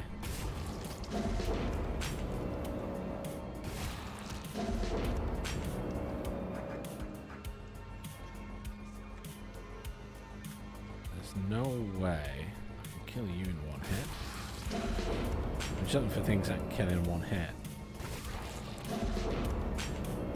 If I can do damage to them, I'll have to move over there. If I hit this, there we go. Now I have used all 6 of my shots with that weapon though, so that's now something I can't use again. Let's hit you. Okay, so you're out of play. How much damage would you do if I brought you down here? Not enough.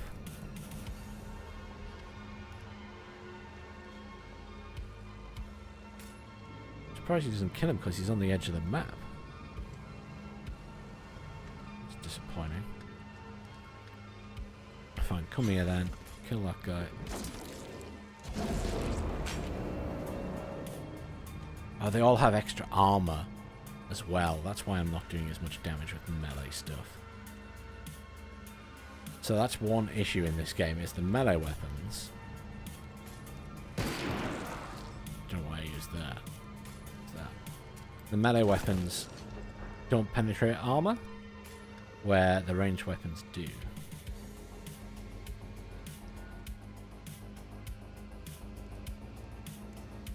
I haven't got this upgraded enough to ricochet. It's a shame. Are we out of play? Got a quick shot from you, there we go. But that's all I can do.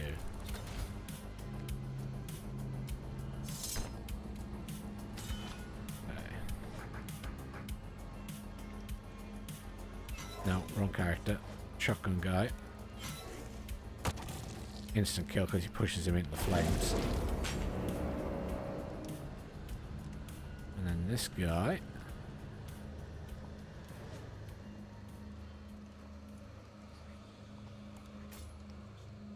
I'll hit with the rifle shots.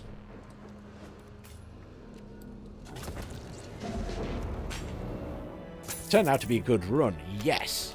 Perfect. Dread pin. So we get the legendary resource, which is what I wanted. I need those for the upgraded item. So we're getting loads of good items. So I'm happy about that. The Slitherine event is going to start in a few minutes though. So what I'm going to do is I'm going to save the game. I'm going to quickly get myself a drink.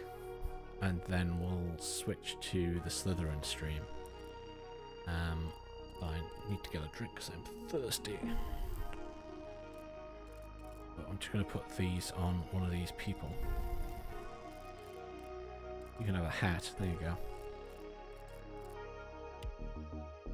What a dashing hat. Still think that's the coolest though. Never seen it before. That was a new item. So you can save mid-run. You just literally quit the game. So that's not too bad at all. So what I will do is I'll switch to my Be Right Back screen. So please do excuse me. And then I will go grab a drink and get us switched over.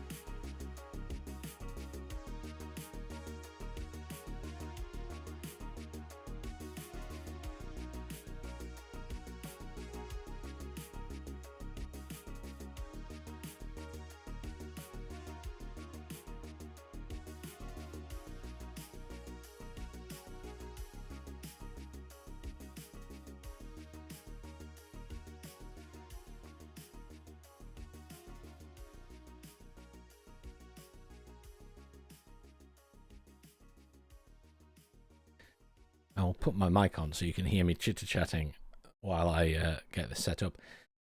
My poor dog is behind me. She's had a bit of a boring day of it, bless her. Because she's put up with me working on a video all morning, and then I've been streaming all afternoon. We did go out for a walk at lunchtime, but I think she's feeling a bit neglected.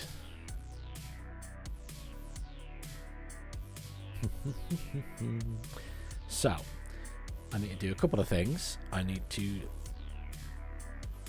get into the Slitherine Next thing, and we'll put it under special events, shouldn't we? So, excuse me a moment, I'm just going to mute it. It will give me an advert because why not? This is the only thing. Is I hope they've turned off adverts during. An advert before is fine, but they need to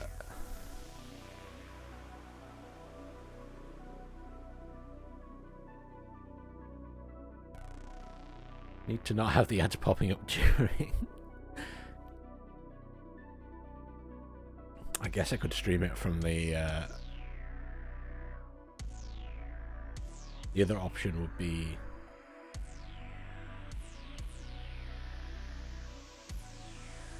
hang on a minute. Just thinking the other option would be YouTube. I'm just gonna have a look at the YouTube stream and see if that's any better for us.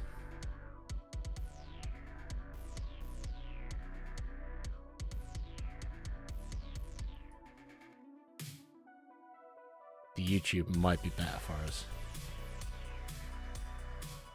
No, it's more delayed, so maybe not. We'll persevere. So.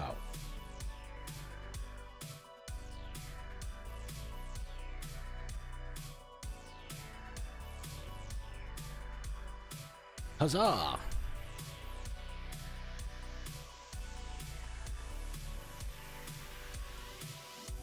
Can have a a listen to their music in the background.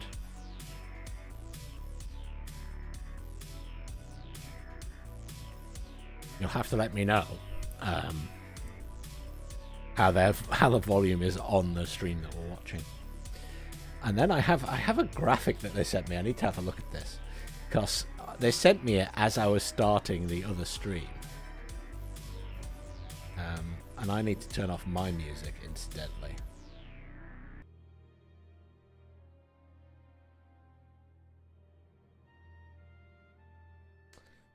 So now we should just have their stuff. So they sent me a graphic.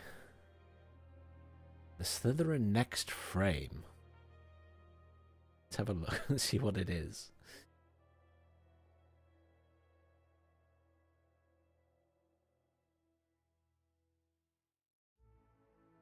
Oh, I see. It's like a webcam overlay.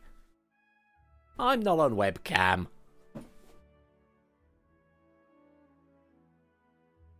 It's like a webcam overlay thing, but then it'll take up part of the screen. I mean, they're telling you to put it in the top corner, I guess that's where they're saying you should have it. What we could do is add a... This is streaming 101. I'm getting adverts on here. That's really annoying. I'll tell you what we'll do is switch to YouTube.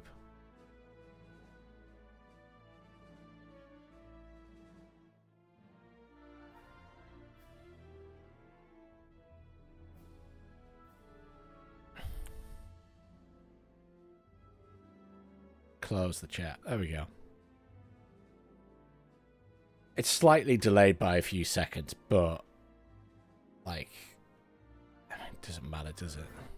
But we won't get loads of adverts on it.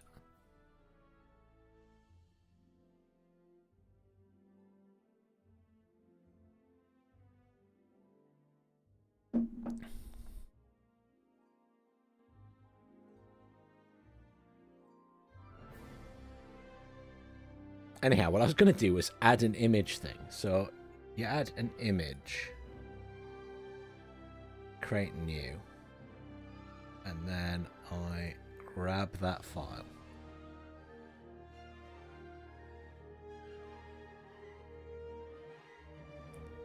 Okay, which looks huge on the, it'll appear on the screen in a second. Probably. I'm going to make it smaller. Ugh.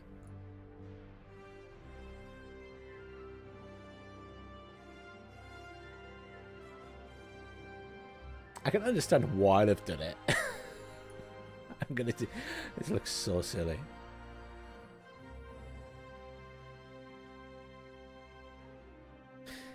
Live editing the stream.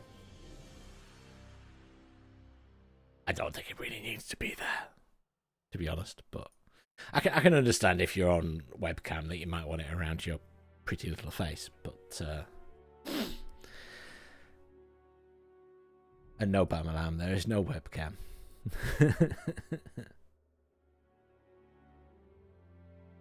There is no webcam.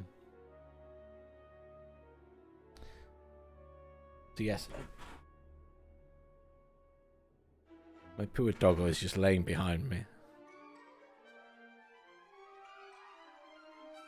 So, shall we have a little test? Because I don't know if this giveaway thing works. So, I'd like to run a test.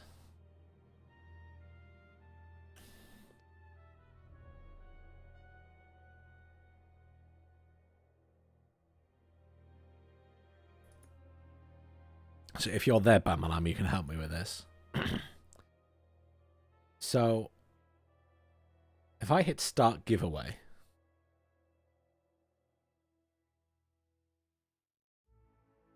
if you type !cheese, it should enter you, and then your name should appear in my list.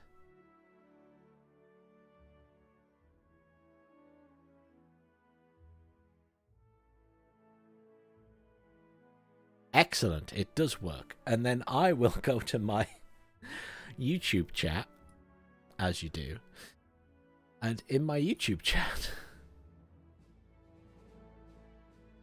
I will type the same.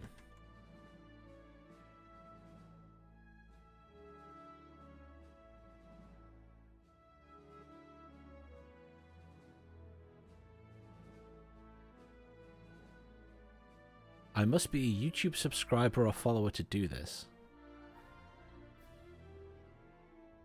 Am I not subscribed to my own YouTube channel, technically?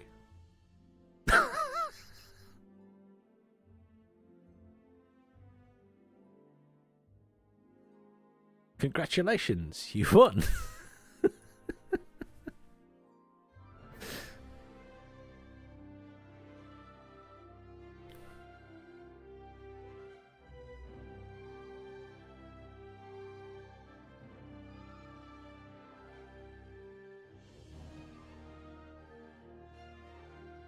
Yeah, if you don't mind, Bamalam, that would be really helpful. If I start the giveaway again, and you type cheese in YouTube, because you also, I know you're subscribed over there, so...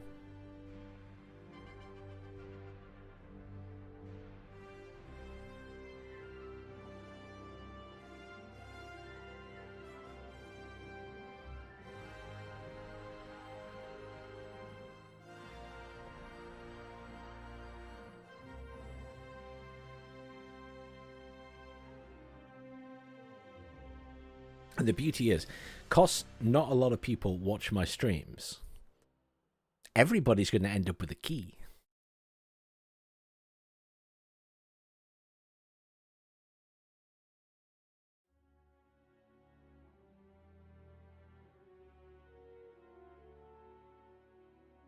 Ah, okay.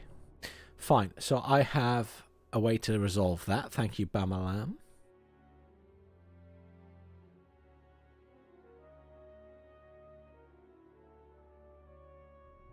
So what I do is I change this to... I don't know why it's like that.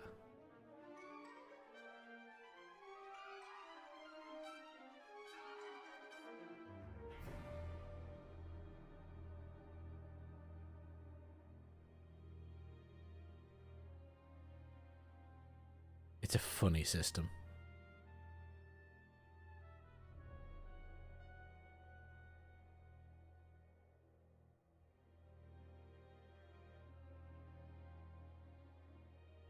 Try it now if you don't mind. I'm sorry, Bamalam, I'm making you test it for me.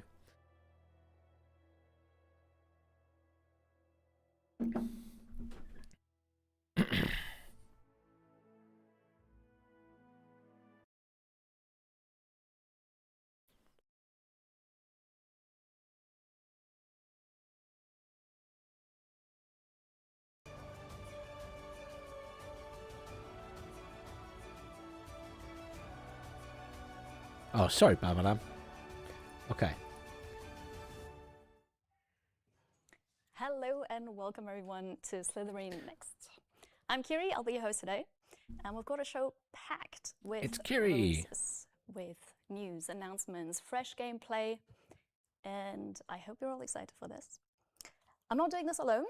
I have, as a first guest, I have Marco Milano here, Slitherine's Director of Publishing, and he's gonna start talking about where the company is headed. I really like Marco. He's a really good presenter.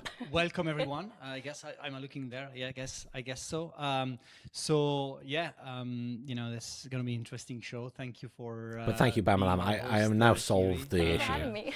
I've just removed the requirement. That we are able to sort of step into a different. Because clearly he world. doesn't understand. I really like the setup.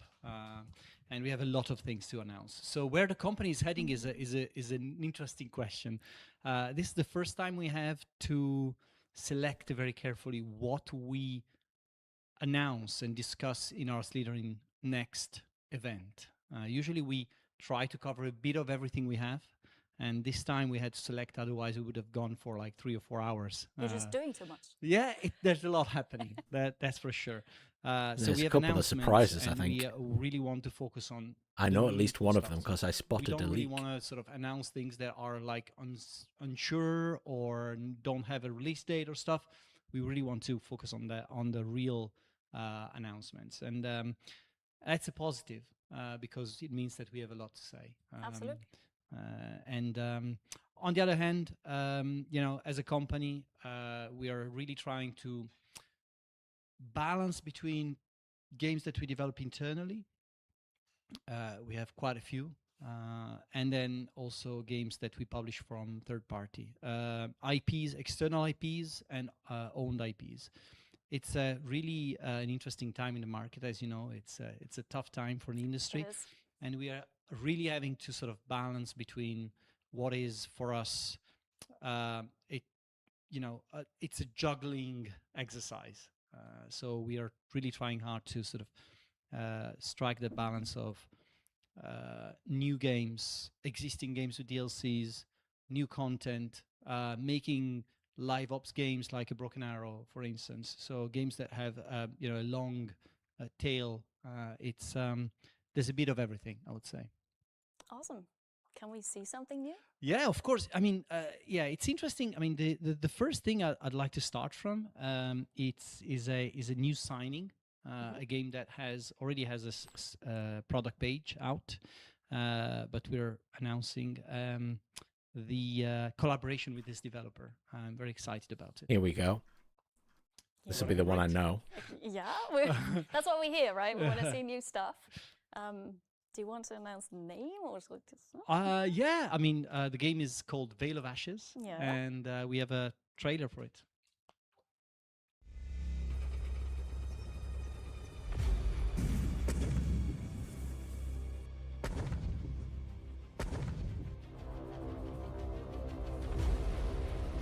So a turn-based tactics game, this one. I've been following it for a little while. I think I first saw it on Twitter or x.com, a post from the developer.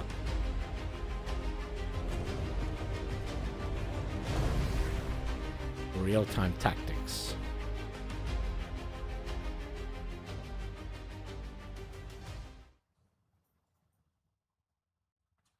That's really cool. I'm fascinated by the tank vehicles because they're not really like, I'm going to say normal tanks as we have now, but they're like... Yeah, it's the whole lore is really steampunk cool. tanks. So it's a recent signing. We've just recently signed the game. It's a small German studio. Very young. It's their first game. Very excited to work with them. They are very passionate about their product. The game already has quite a lot of visibility on Steam because it already has something like over 100,000 wish lists. So it's pretty big already. It's a real-time strategy game where you basically control sort of infantry and these big machines, steam-powered machines that are like set in this dark universe. It is a really cool take on the genre with some very interesting mechanics driven by the idea of having this. I must admit, it does look very cool from that the you are footage controlling over a map. It looks really awesome. I'm looking forward to this one. And the developer is Greifenmeer. Yes. We talked about this since it's a German one. I'm going to say the name. So. Yeah, I'm glad you're here to say the name. No problem. Which is this is like the interesting. I was saying earlier on. I think first time we work with a structured German studio. Of course, we have proxies, part proxy studios, sort of part German as well. But this is the first time we work with a structured German studio, and I'm blown away by their creativity and their artistic vision as well. Because you've got to have this idea of how to create these big tanks, because of course they are like taking inspiration from real life tanks and so on. Sure, but really everything is it's really powerfully driven by the creative vision of the team, which is great. Amazing. And that ties into something bigger, right? The game is currently set to release next year, which is and we have another announcement.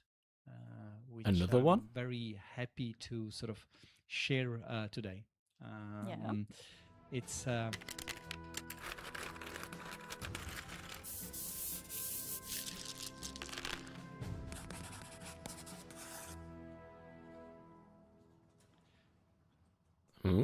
big,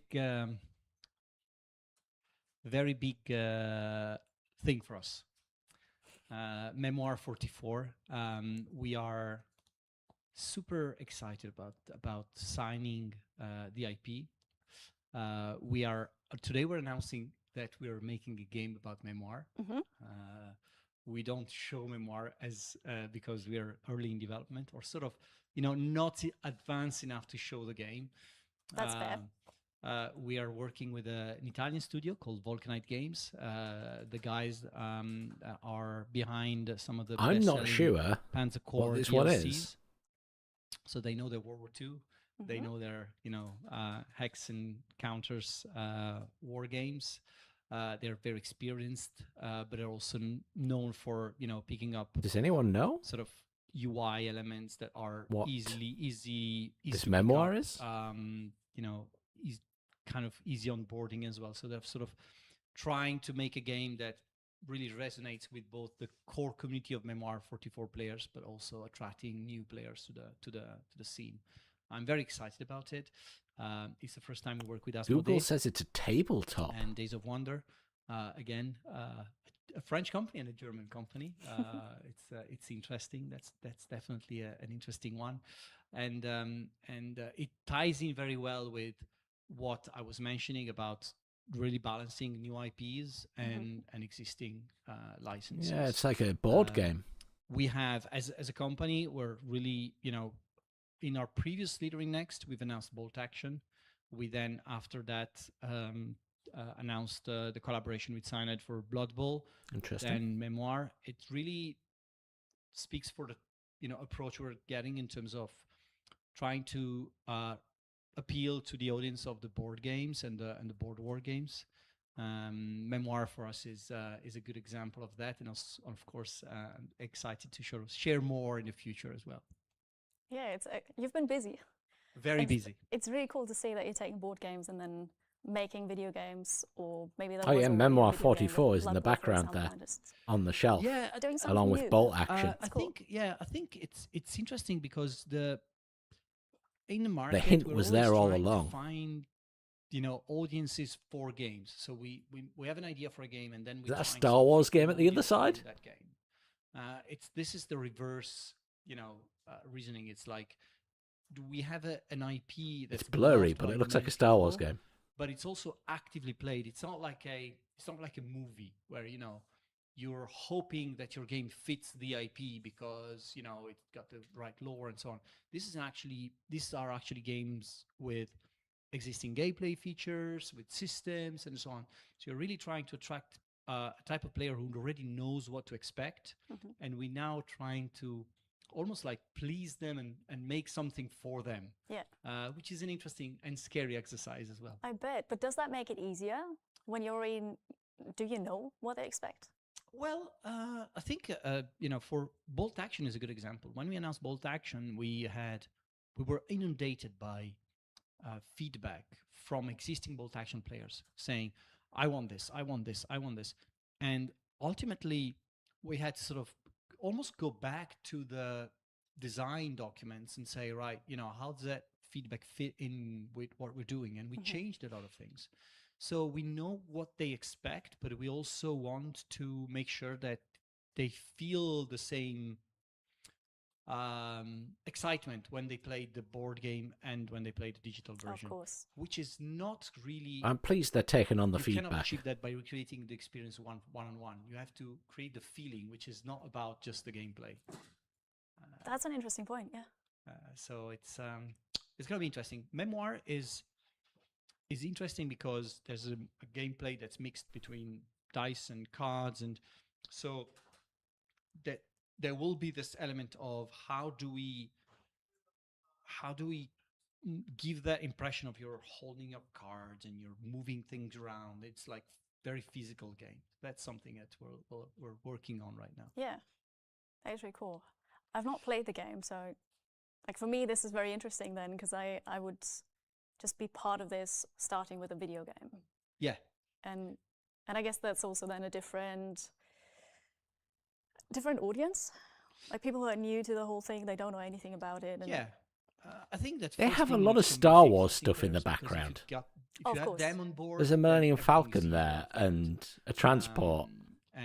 So we want to work with the existing communities. Do they But have you're a Star right, Wars game and I've missed it? Many people come to these games from the digital version. Maybe then they buy the board game. Possibly, So it's definitely an area where we. 'Cause that seems like a lot of Star we Wars want to stuff work in the with Age of background. Wonder and Asmodee to sort of build that excitement around the digital version, so that there's a lot of cross pollination. I mean, they also have a Doom thing, but no, of course, that there's just just an makes excessive sense. amount of Star Wars stuff. You have a potentially really big audience, like the Yeah. old board game audience, and then the new ones that see the video game and think, oh, that's a really cool strategy game, gonna try it.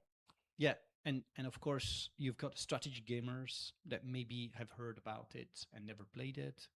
So we'll see.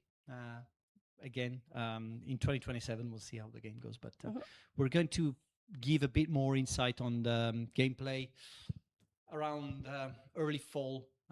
So we have a lot of more news coming for the game, and hopefully that will start the conversation with the community. Yeah, that's great.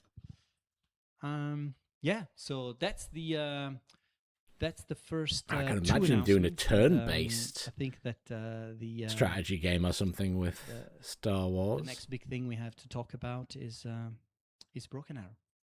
Okay. Here we go. Here we go. Broken Arrow. I mean, you kind of have to talk about this. Yeah. Well, I mean, Broken Arrow is. It's on your face. You know, like you want to talk about this. Yeah. Well, Broken Arrow. Just to go straight to points. Broken Arrow is now a year old, just over a year old. The community of that started populating the Broken Arrow game over the months have been a very vocal part of our decision-making process in where the Broken Arrow games would go, and we have been sort of trying to, with the development team, Steel Balalaika, trying to sort of go in the direction we thought the game would need to go, but also trying to sort of get the community feedback and take into that direction. Sometimes we made it. Sometimes we didn't, and it when didn't we go to didn't, plan. the community was very, very clear in saying, you guys got it wrong, and so we're happy to take a step back and then rework on it. So basically, what happened over the last few months, we've released this new branch of the game called PT. It was this public testing environment where we asked the core community of players, what you like about these balance changes and gameplay changes and so on. We then went on for some time with the testing environment, trying to push these changes, and then we merged what we thought the changes were, the relevant changes were, into the main branch, and closed PT. That didn't go as planned, as many of the players were like, I think you missed a lot of the elements that were making PT fun. And you didn't put them in that version, so the team has now gone back, reworked. Yes, they kind of are being honest, which I appreciate. Features. As you say, a lot of companies wouldn't admit they'd made a mistake. Another test for the next patch, which will release on the 30th of July. We'll have a new gameplay patch on the 30th of July. We'll have a new technical patch and also the spectator mode release. So we now are 8 days away from that event. Spectator mode, finally. That's very soon. It is very soon. And so on the 30th of July, we'll have all these new elements deployed to the game, and hopefully that will take the game to the next level, which will allow us to release a DLC finally, the first paid for DLC, and which is going to be called Russian Guard. So Russian Guard is a new specialization, of course, for the Russian faction. There we go. We have 35 new units, 2 maps. There are 2 co-op scenarios as well. and a new hangar. So it's a Oh, a pretty new nifty hangar. DLC, and that will release this summer. I won't give you a date because I don't know the date. I'm happy that we are able don't to know. give the 30th Some of July time. for the next gameplay patch, which is great. Yeah. And then for the DLC, we'll see. There will be news and announcements as you go along. Oh So yeah, big just- time. We don't have to announce everything today, right? Yes, yes. Thank At you. least they're being Okay. upfront. And the other thing that is important about Broken Arrow that I want to announce is that we have partnered with ESL Faceit to officially start the competitive era for the game. Oh. So Oh, we that's will have exciting. first So we official can tournament finally going do this summer. casting with the observer mode, and the observer As mode soon looks as the good. spectator So or observer mode is released, we'll have the ability to sort of do more with the official sort of esport element of the game. So with ESL Faceit, we've partnered to run the first tournament this summer. We'll have this going as an official tournament, and we'll see how yeah, that goes, and casting will be a lot of fun explore, because there's a you know, lot the of big future of explosions. that, And element, the units are in very more fun to detail zoom in on. as we go. And when you're playing the it's game, very you can't exciting. really zoom It in is on exciting, stuff and that's properly. a lot of news already for Broken Arrow. Yeah. So the patch, the DLC, the tournaments. Yeah, there's quite a lot happening, and the team is very busy. The team is big and busy, and sometimes I smile about it. Sometimes it makes me very angry, but I see there's a lot of speculation in the community about what is happening, and the team is this, and they're fighting, and they're not going along with it well, or the publisher and developer are fighting. I think the reality is that we have a very healthy business relationship with the Steel Balalaika. They are very, very good. They are very, very good developer, we are Hey, Stan. working on so many different things on the game. It's unbelievable, and I'm very excited about the future of the game. So it's all very positive and good right now. Yeah, that is There's great. been a lot of I rumors also wanna about say that, infighting public and stuff text, that, environment from being slightly is a more on really the good inside, option. I've You not just seen get any sign of player it. feedback, and also But the community appease keeps the player. talking So about we it. are like, we're working on is. this. We're taking your feedback. It I is. think that's It great. is. But when you have such a large community of players, and I mean like thousands of people, the feedback is not always cohesive, and never goes in the same direction. So you Of really have course. to pick and choose Yeah. what to work on, and maybe you work on something, and then there's a very vocal part of the community. Did you that pick doesn't up like Broken it. Arrow Doesn't mean style? it's wrong. It's like but yes, we have to listen. We have to listen a lot. Yeah. And be patient as well. Indeed. As much as the community is patient, because making. By the changes way, in this everyone, game there's a is never easy. sale on Of course, yeah. after No, I think the that's end of great. the event today. Good news. So all Yeah. Slitherine about Broken titles are Arrow. going on sale. Thank you, Marco. Thank you. I don't know We'll how see much you they're knocking later off again Broken with- Arrow. with more Just speaking news about and that exciting with you things. there. Let's switch games now and look at gameplay for a brand new campaign for ICBM Escalation. Right, while that's playing, let's do a giveaway. Because I have some keys to give away. Right, now, the spoiler is... I don't know what these keys are for, because when they send me keys, they never tell me what game it's for. So this is a potluck. You're getting a potluck chance to win a random Slitherine game. Which, obviously, if you already have it, you can give it to a friend. They're all Steam keys.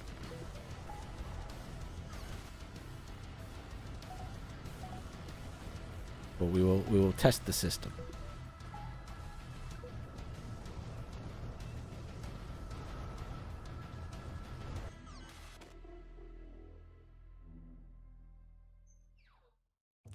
That was Assassin's Maze, the new ICBM Escalation DLC. It's coming in September, and you command China in the hypothetical aftermath of World War II to a global superpower across 11 missions. Next up, the machines are back. Let's roll it. Okay, you've got 5 minutes to enter. Exclamation mark cheese. And if for any reason it doesn't work on YouTube, because this thing hates me, I will just count it as you've been entered in my head. Works on Twitch fine. It's supposed to work on YouTube, but I'm not convinced.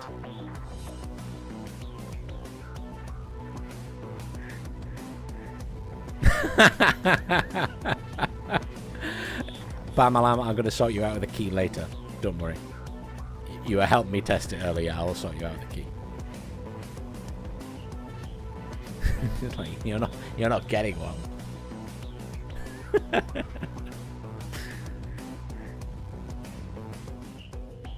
But you see, this is the beauty of coming to watch me.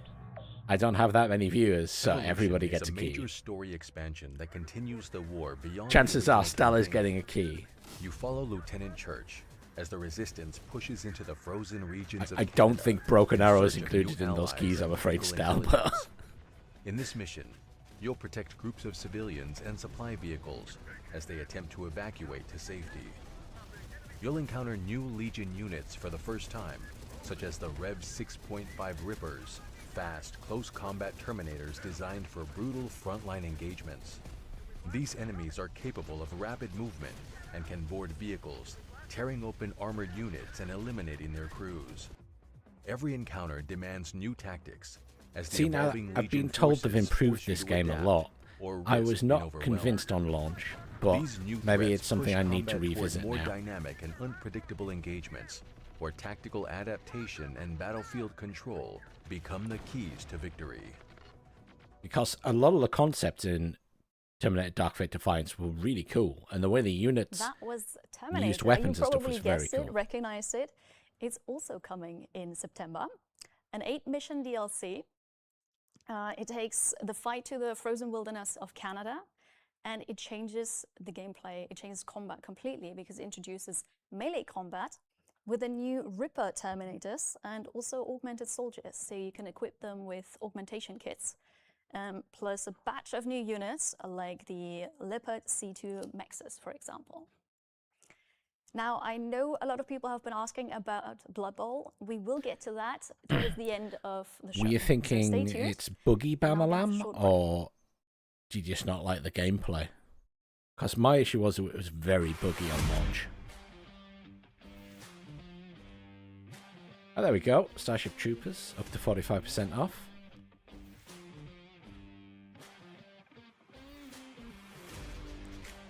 Starting at 7 PM. Panzer Corps, 60%. Distant Worlds 2 up to 65. Some good sales. Still very buggy. Oh, that's a shame, Bamalam. I thought they'd improved it. Nightmare Frontier has launched in 1.0 today and is 25% off. That's what I was playing earlier on the stream. I really like it.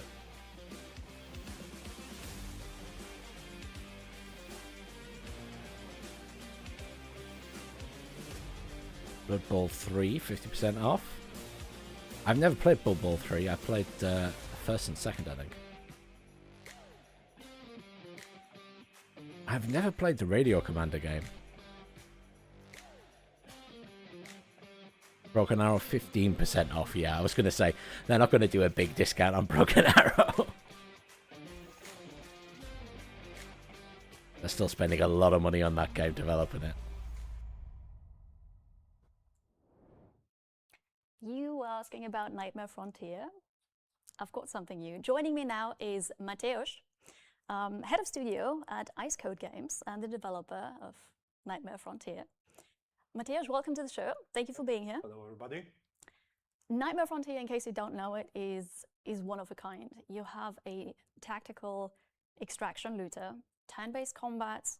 It launched today, actually, on the 22nd of July. Let's set the scene. Roll the cinematic trailer. In a city twisted by some cosmic horror, a shifting maze ruled by dread itself, a group of survivors overcome their fears with shotgun therapy. Lead scavengers into anomalous districts, blast monsters down to manageable pieces, and find out What the hell is going on here?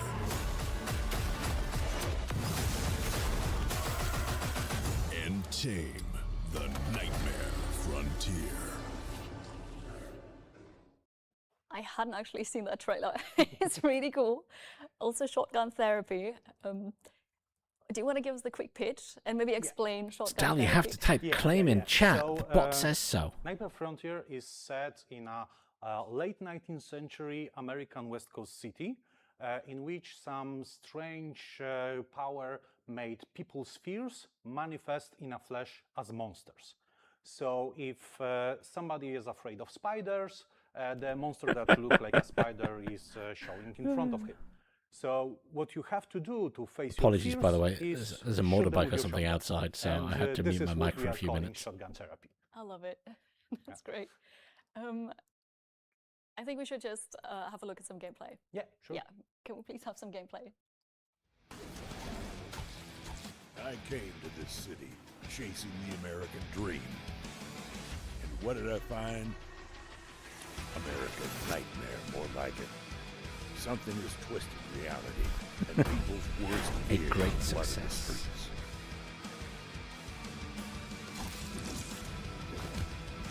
It's now a shifting maze ruled by the Dreadweavers. We're in it for the loot. New gear means new opportunities. Every I'll step drop deeper, we're risking you it all. to a key after the stream, if that's alright. Since I have you on friends list anyway. Welcome to the Nightmare Frontier. It looks really cool. I played a lot already in early access, also the 1.0 version already. What I find so fascinating is combat. Like, you have such a small area, and you have these push mechanics, and you can push enemies into other enemies, and then they take more damage, or you push them into obstacles. And I think that is really good. But there are more mechanics to that, right? Yeah. So I like to say that we have three pillars for the tactical combat. The one is the pushing mechanic that you mentioned. The second one is combined with this because there are a lot of hazardous cells. So you can push somebody, for example, to the fire for additional damage, or over the ledge to the ocean, or on a cactus. So you can use your environment. And the third one is the overcoming, the mechanic that allows you to replenish your action if you kill any monster. And this allows you to have another move and another and another. And those three things together are working really well, because you can first push some monster on an obstacle and on a better position for another guy that pushes other monster to the position, and the third guy is coming in and finishing off them one by one. It's a really hard thing to explain. It's and, easier to killing show a it. lot of enemies in one turn. And the thing that I like here is that the difference between losing and killing everybody. No worries, Bambalama. The bots are very annoying. I get them all the time. A good idea how to combine all of those movements. And the moment, the eureka moment that you have, like when you find it, like, aha, I should go here, here, here, and here, is a very satisfying element of the game. Exactly. It feels like a tactical puzzle in a way. Yeah, in a way, yes, definitely. Yeah. No, it's really cool. But it's called Nightmare Frontier. Yeah. So there's also the nightmare mechanic. Yeah, so Nightmare is this main force of the game that creates those Good prompting from monsters that we Kiri. are fighting. And from the mechanical point of view, you have this nightmare meter on the top of your screen, and this shows the current power of the nightmare. And while you go further in the game, it can rise, or it can rise, for example, if you lose somebody in the combat. And when the nightmare is higher, more advanced enemies will spawn, and all of the enemies will get more upgrades, and they will be stronger. So it is important to keep this level low, because if it rises too much, it starts to be very difficult. However, this only is viable for the early game, because later in the game you are. He's doing well considering it's not his first language. Use the nightmare for your advantage, and it's for some builds of your. And it's quite a team, detailed game to explain. The high nightmare, because you can use it for your advantage. Yeah, I've not made it that far yet, but I noticed earlier that I got too greedy. Yeah. So maybe we talk about the gameplay loop, because I got too greedy, and I decided not to extract but continue onwards. That was a mistake, and then I lost 1 unit, and I had to fight with only 2. Yeah. I managed the first fight because I figured out the puzzle. I figured out who to push where, and then so that was okay. But then the nightmare level was too high, and the second fight was just. Yeah. All right, that's it now. Yeah. This is this core aspect of this tactical looter, like this aspect to push the risk-reward mechanics, because we knew that we have the good tactical, and we wanted to frame it in something with a little more of excitement, because tactical is part where you are thinking how to approach the enemies, and by rising the stakes. I actually think this one's a really good game, and I feel like it's going to get overlooked a little bit. Excitement part. Should I go further, or maybe just run away with what you have? Because from the one point of view, if you are too cautious, you won't be getting good loot, but you have to stay alive to enjoy the loot that you collected. Exactly. I think that works really well. I'm a loot goblin, so I got too greedy. You mentioned the loot. See, I'm the same. So I got very greedy early on. You pick up loot that could be and died a bunch of times. Salvage material, that can be weapons or equipment, and also monster. Yeah, the parts. It is. It's a very unique game. It's literally the first of its kind, I think. The upgrade system that's for more advanced upgrades of your equipment. And I feel like they did a really good job. So while in the early game you fight with those monsters just to survive and find some items in the city. Later in the mid game and the late game, and I also quite like the theming and aesthetic, because it reminds me a lot of Hunt Showdown, monster for the upgrades, which is a game I really enjoy. That you want. Obviously, a very different game, but I personally really like how this same sort of theme, because it's like kind of a metaphor of getting over your fears. Like you face them. Yeah, you actually face them, and at some point you are hunting them. Yeah. Exactly. And how that works is that the scavengers, so your people that you control, they are afraid of certain things. Yeah. And those are the fears. And there are 16 fears. Yeah, 16 fears. And each one has a fear. That could be horses, that could be a cactus. Yeah. There are lots of different ones, and that's how you can hunt them. Yeah, so you pick that scavenger that is afraid of horses, and then those enemies will spawn. Yeah, and actually, when you are getting more familiar with the game, it's actually very beneficial to combine the fears of your guys, so the enemies will counter each other. Like, for example, Hunt Showdown isn't really a jump scare game. Afraid of fire, it's a you get shot in the head from miles away game. The fires will spawn, and the 2 other guys can fear. Though to be fair, I probably have jumped out of my skin a couple of times from being shot from behind. So take notes. Yeah, so you can use the good proper combination of fears to your advantage. Very smart. Yeah. Cool. There's lots more to explore then. Shall we look at the roadmap? Like now you've launched in 1.0. Yes. What's next? Yeah, so in upcoming months we will definitely do some hotfixes and some quality of life updates, like it is normal after 1.0. But this is not all that we are thinking of. They're planning DLC. We have cool. plans for the DLCs. First DLC is planned for the Halloween, so very, very theme-based. And I'm also really the pleased they're doing some consoles, DLC. are planned for around this corner. And we also have the planned DLC too. Little later, so right now I can say the winter, but I'm not sure when exactly this one will land. Exciting news. Yep. I have one more question. Yeah. What is your favorite fear? Oh, this is a nice one.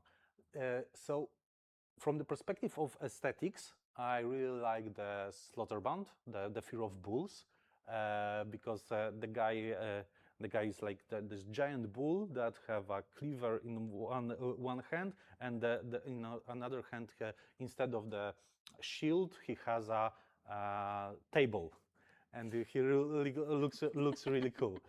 But from the mechanical perspective, I definitely would pick the creepy puppets because Yeah, the puppets are good. They weren't in my game earlier because I didn't have someone with that fear. They are glass cannon. They are easy to kill, but they can when it's their turn, they can jump to any point on map and deliver a lot of damage. However, if you kill them, they are dropping ropes, and you can use them to jump to any place on the map by yourself. So you can use it for your advantage. And if you play it right, yeah, it's a good mechanic. This is the type of thing. They've got these good little mechanics in the game, which is really what impressed me about it. Because positioning is key. Not just the combat itself, but the fact that there's other things you can interact with. Additional ways to position yourself well. This is always good to use. They sound fun. Yeah. Thank you so much, Matthias, for answering questions, for being here, and good luck with the launch. Yeah, thank you, and hope you all will have fun in the Nightmare Frontier. Battlefield 6 is fine. I'm sure we will. Now, space strategy fans, this next one's for you. Let's take a look. Sounds like a fighter jet going over. The galaxy has fallen. Empires lie broken. The hive consumes the stars. In the age of shadows, only pirates thrive. From the darkness, a new power rises. I was going to say Distant Worlds 2. When I saw space for a second, I thought they were going to say something about Star Wars. Shadows Rising introduces a new starting point with the Age of Shadows, a turbulent era before the major empires have emerged. The galaxy is fragmented, with pirate activity dominating vast regions of space, underdeveloped independent systems struggling to survive, and external threats like the Hive active from the start. With this new experience, you can now play as the fully space-based pirates. You can choose to play as an established pirate faction, putting you in control of your own pirate base and fleet. I've never Or actually start as a played lone Distant pirate Worlds and 2. survive in hostile space with just a single ship. Whichever path Maybe you something I need choose, to have a you'll little select look one at, of 4 pirate because I do archetypes that shape love your these early types of games, strategy. but Pirates just offer never a got balanced around to it. approach. Smugglers specialize in resource trading and black market networks. Raiders focus on aggression and resource acquisition through force, while mercenaries profit by selling their military services. You will expand your influence across vulnerable worlds through contracts, trade, smuggling, raids, and other pirate activity, all to establish hidden pirate bases that act as footholds and sources of income. Later, upgrade these bases to fortresses, and finally, the criminal network to lay the foundations of your own planetary empire. Alternatively, build the legendary Anarchopolis to stay in space and reach the status of a legendary pirate.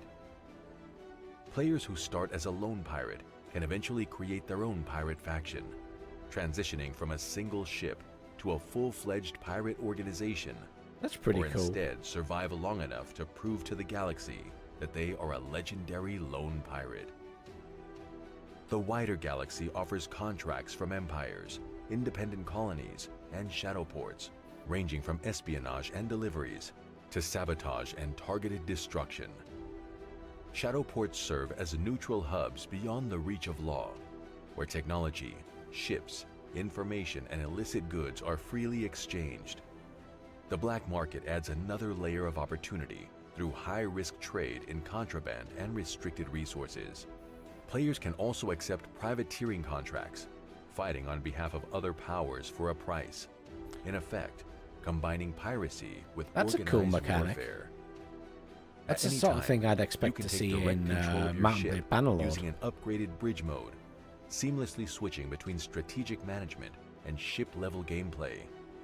Ultimately, your goal as a pirate is to either follow in the I footsteps didn't know you of could planetary play it from the empires aspect of to like become as one the ship yourself, in real time. or to instead reach the status I thought of it was like legendary pirate. Empire gameplay now more like an benefits RTS from new control. systems and tools from the expanded pirates, giving players more opportunities to experience the galaxy in their own way. Place contract requests on the market to That's fulfill kinda cool. key resource shortages. Not quite Negotiate X Beyond the agreements with Frontier, pirates but to fight wars on your behalf, and trade with expanded junkyard shadow ports for their got valuable other stuff salvage going on. to bolster your fleets or discover technological breakthroughs. Fight them, ignore them, and work with them. The pirates will provide new paths for any Empire playstyle. The galaxy lives on. That's really cool. As a DLC or expansion. That was Distant Worlds 2 Shadows Rising, launching on the 7th of October. And the big news is pirates are fully playable.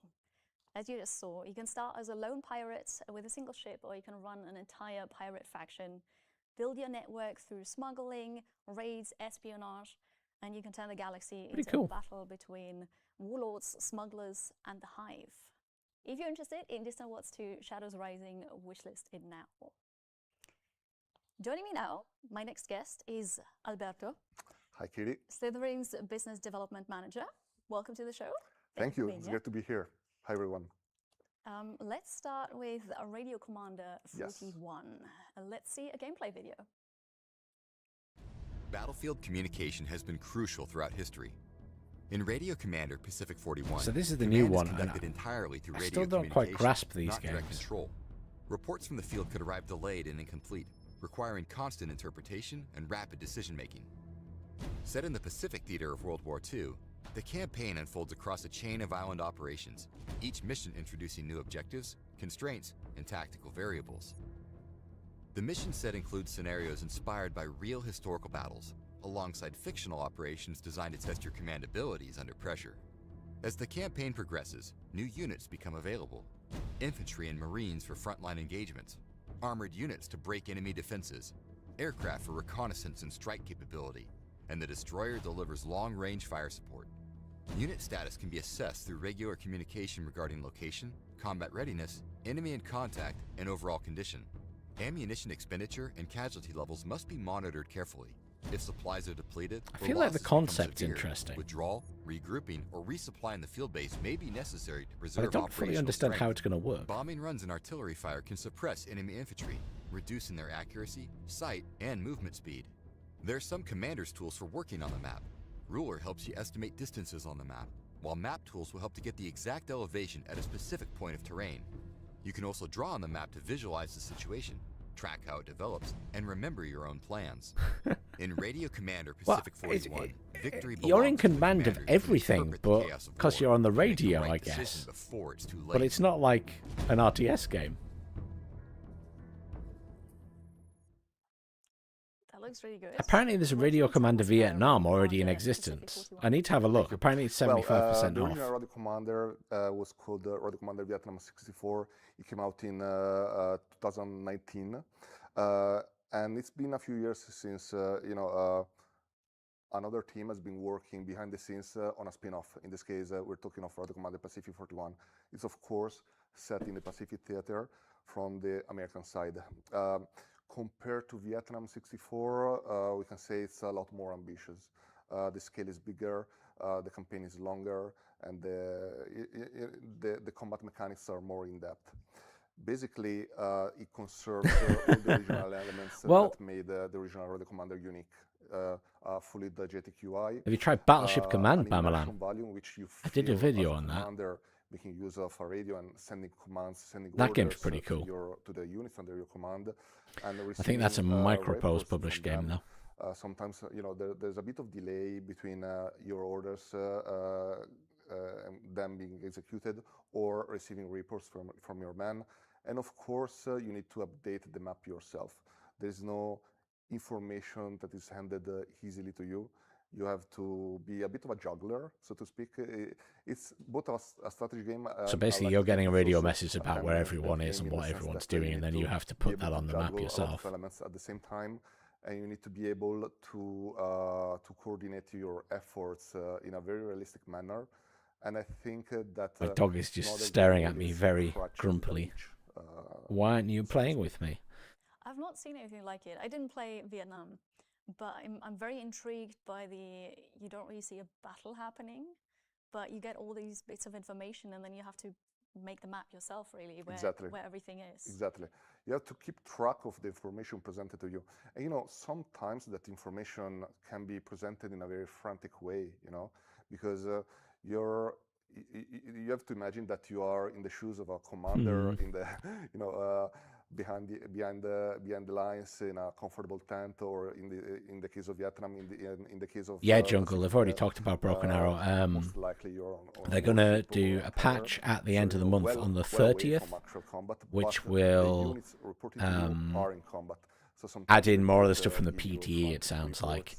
And it'll also bring the Observer mode. And then they've announced the next DLC, which is Russian Guard. And that'll be coming during summer at some point. And also there's going to be a tournament for the game with one of the sports leagues. Which Slitherine's arranging. Because it really represents also the kind of ethical choices that... Nothing we didn't already sort of expect or know, I suppose, now. In that kind of situation. The game is a series of missions. I mean, we knew the DLC was coming, we knew Observer Mode was coming. So in that sense, it's not new. They showed off some of the new units for the DLC. Sounds great. I'm fascinated. And there's going to be 2 new maps with it as well. Yes. But I assume everybody will get the maps. Up pretty well. We are confident to say that the game will be coming out this winter. Ooh, yes. Exciting. Very much looking forward to it. That's very good. But Radio Commander is a series. You talked about Vietnam. Now you're working on Pacific. Bamalam just made what I said a lot easier. The more attentive viewers have noticed that might have noticed that I mentioned that this is a spin-off, and another team was working on this spin-off. The original team, the original developers of Radio Commander Vietnam 64 have been working on another Radio Commander title, which we are about to unveil today. All Yes. right. Another Radio Commander game. Should I say it or should we? No, say it. Yes. We want to know. It's called Radio Commander Battle of Britain. Battle of Britain.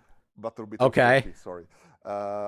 It's a unique take in the Radio Commander series in the sense that it expands a lot on the original elements of the Radio Commander series. You are in charge of the defense of the home island. You had me at Battle of Britain. Royal Air Force in 1940, in those crucial months during the summer, while the Luftwaffe was trying to, to annihilate the Royal Air Force and create a window of time for a German invasion of the United Kingdom. And your task is to prevent them. Your task is to basically use whatever information you're given by radars, by observation corps, by patrol squads, and react to them in real time. It's for the first time in the series, it goes well beyond the original mechanics of the Radio Commander game. In this case, we have an accurate representation of the Dowding system. The Dowding system was this super complex organization system through which the British were able to coordinate all the elements which were instrumental in spotting bomber squadrons or fighter squadrons of the Luftwaffe and organizing a rapid transfer from the Royal Air Force. and we have that in the game. And you know, it's a unique concept, and no other game does it. So we're quite enthusiastic about it. Yeah, that sounds really cool. And so another game where the battlefield is invisible and you just get Yes, the exactly, data points. exactly. This is also the other big change compared to the Radio Commander series is that for the first time, this won't be a series of linked missions. It will be a continuous campaign in real time. Okay. So basically, Okay, day so a after bit like day, Army you have General. to coordinate the defense of the home islands. So this is an entirely new concept in the Radio Commander series, because in Radio Commander, both Vietnam and Pacific, you have missions that are pretty much self-contained. Not in this one. It's basically like a grand strategy game with a campaign that lasts several hours. And whatever choices you make have serious repercussions. So I believe that there is a depth never seen before in the Radio Commander series, in Radio Commander Battle Obsidian 40. Very exciting. Yes. Can I ask about a release date for that? This one, it will take a bit more time. So we're talking next year, but we'll likely open a beta soon. So be on the lookout because you can apply to the beta. Exciting. Yes. Lots of news about Radio Commander Interesting. series. Now for something completely new. Definitely Let's watch some interesting. gameplay. Air superiority is built on information, timing, and control of a complex network. In Radio Commander Battle of Britain 40, control of RAF Fighter Command falls into the hands of the player at the height of the Luftwaffe offensive. At the core of operations lies the Dowding system, Britain's revolutionary integrated air defence network. Radar Oh, that stations looks detect confusing. incoming raids. Ground observers confirm visual contact. Inside the filter room, fragmented reports are processed into a coherent picture of the battlefield. But that picture is never complete. The map reflects perceived enemy positions, not their true location. Spitfire and Hurricane squadrons can be directed in real time. Interceptors are scrambled, responses to raids coordinated, and engagements timed with precision. Operations extend beyond aircraft management alone. The concept Squadrons can remain actually airborne seems only as really long as cool. fuel reserves allow. Repairing windows must be considered before damaged planes return to combat. Well, I feel like I'm going to get Pilot everything fatigue shot and down. morale also play a critical role, as an exhausted squadron can become just as vulnerable as one heavily outnumbered. The Dowding system itself can also be expanded and refined. Plotters and tellers may be recruited, procedures upgraded, directives adjusted, and the network enlarged to meet the growing threat. The infrastructure developed determines the quality of available intelligence, and that intelligence determines the available options. Luftwaffe tactics Yeah, it's a lot more evolve complex than I dynamically expected. according to battlefield conditions, available resources, There's a and lot more changing going weather on. patterns, forcing constant strategic reassessment. After 100 days of continuous operations, from July to October 1940, the campaign unfolds as a dynamic and systemic conflict where every decision shapes the outcome. I actually quite like the look of that one. Pilots, aircraft, morale, and I think I air prefer defense this systems one are to the already Pacific preserved one. and managed carefully throughout the long campaign as history evolves.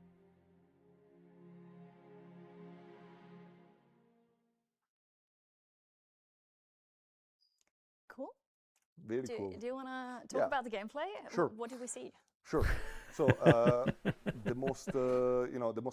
the players who are most familiar with the Radio Commander series. You're good at keeping supply helicopters alive, Bamalam. Stuff, as I was saying, it's a continuous campaign. It's not a series of missions linked together anymore. The whole map plays very differently compared to a Radio Commander series, to other Radio Commander games in the series. For instance, as you might imagine, airplane squadrons are much faster than any infantry squad that you might give orders to in other Radio Commander titles. So it's less about keeping track of what your planes are doing or what your units are doing. It's more about interpreting the information that is given to you correctly. In the sense that radars back then were, you know, they could be, they were of course super useful. They were instrumental in winning the war for the Allied side, but they didn't give a super precise location and, you know, also size of the enemy squadrons. So in a way, there's an element of guesswork involved.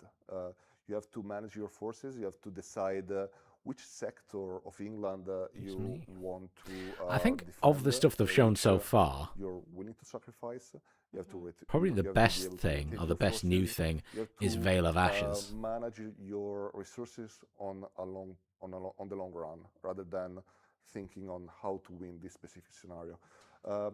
It's a very different experience, I would say, because you have to think about how to win the actual war. You're not, in the other the commander titles, you are focused on winning the battle. In this one, you have to think about the bigger picture. You have to think about how to win the war, and you will incur into losses. Sometimes the Luftwaffe will bomb your convoys. Sometimes they will be able to bomb your cities. Other times they will bomb your bases.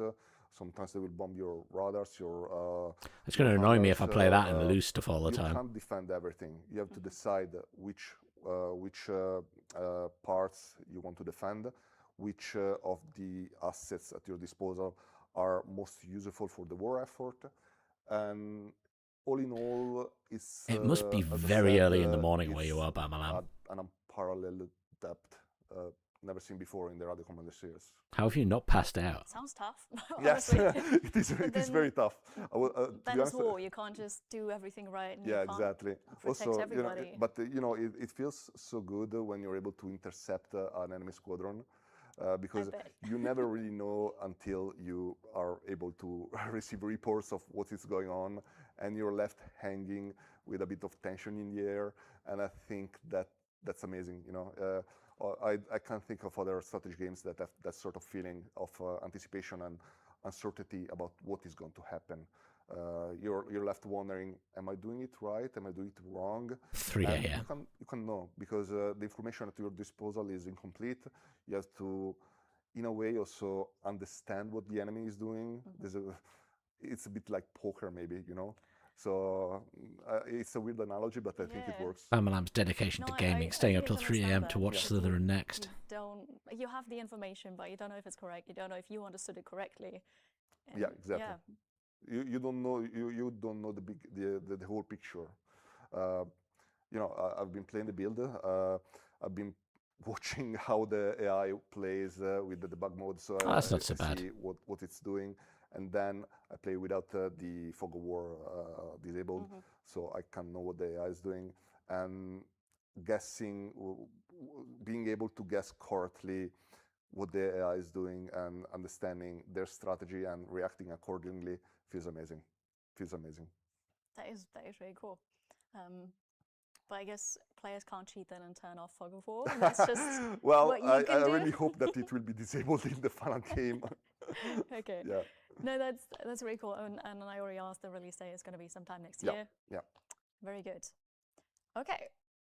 How about we go into space now and watch some gameplay for a different game? A space game? Oh. So this is a space station builder game.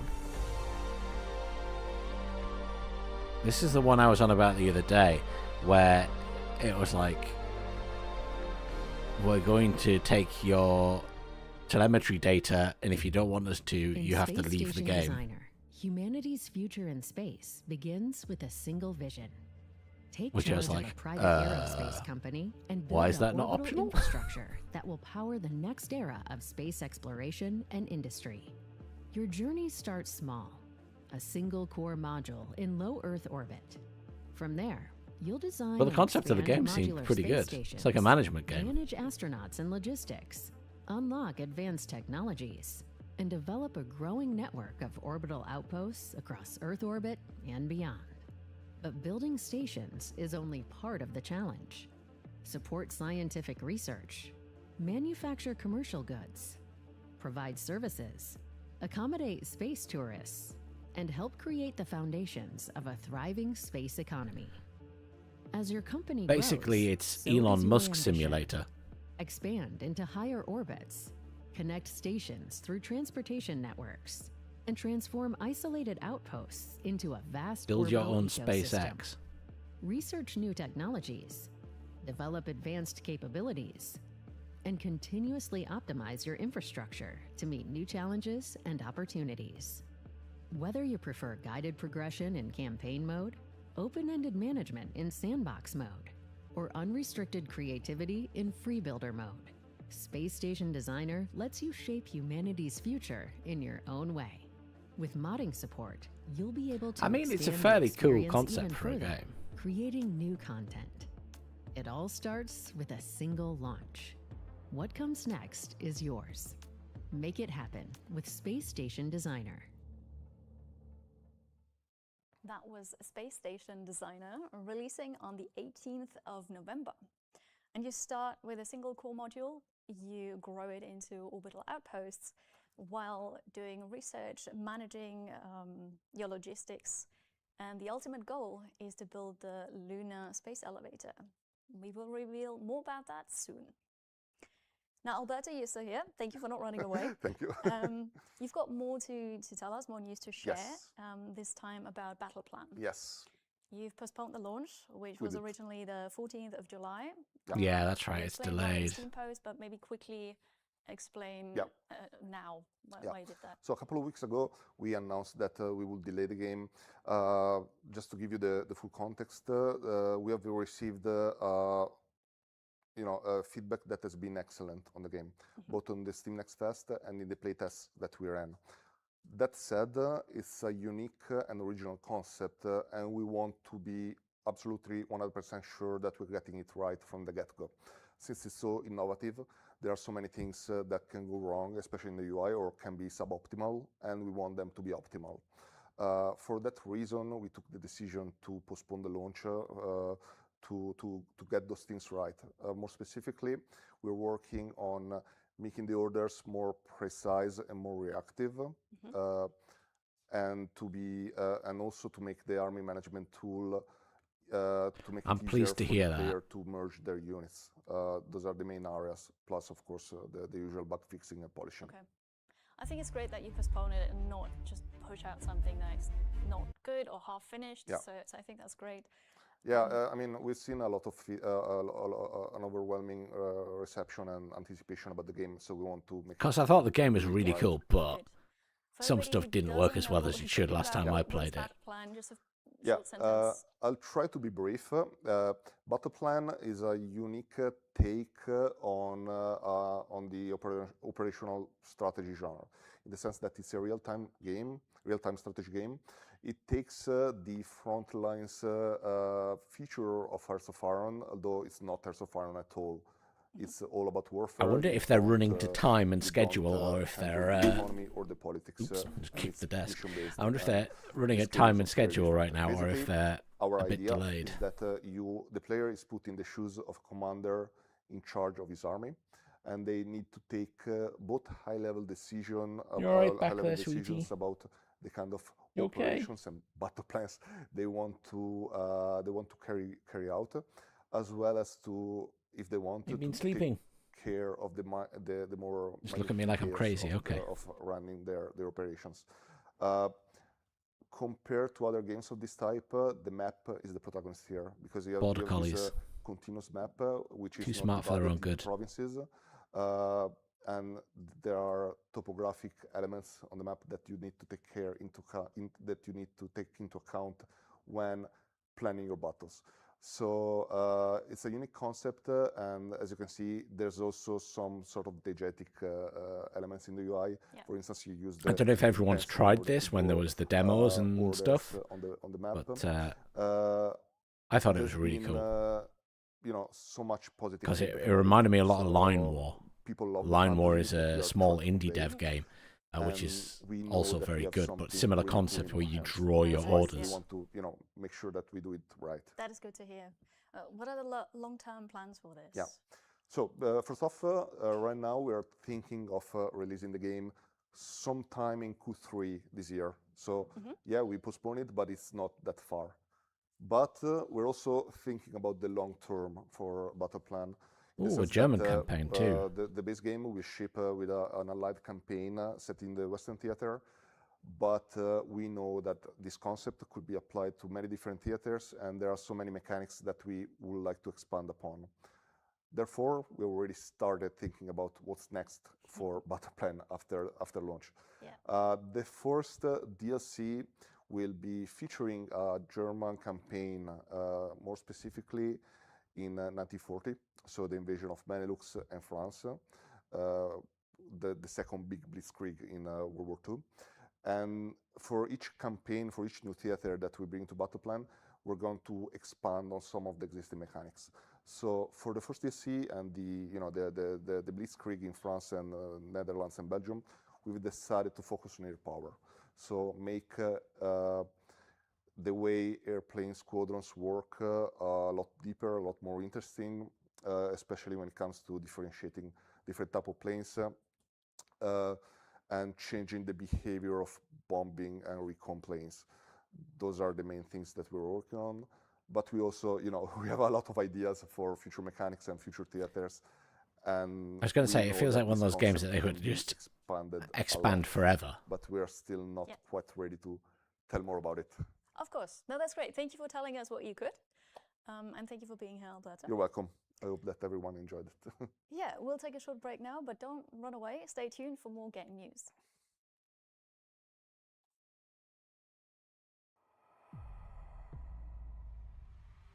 More sales stuff. Yeah, I think Battle Plan will be a lot of fun. I kind of like the look of the Radio Commander, specifically the Battle of Britain one. It does look like there's a lot going on in it, though. I've never played the Panzer Corps and stuff. Or ICBM either. Nightmare Frontier might be a bargain at 25% off for the launch today.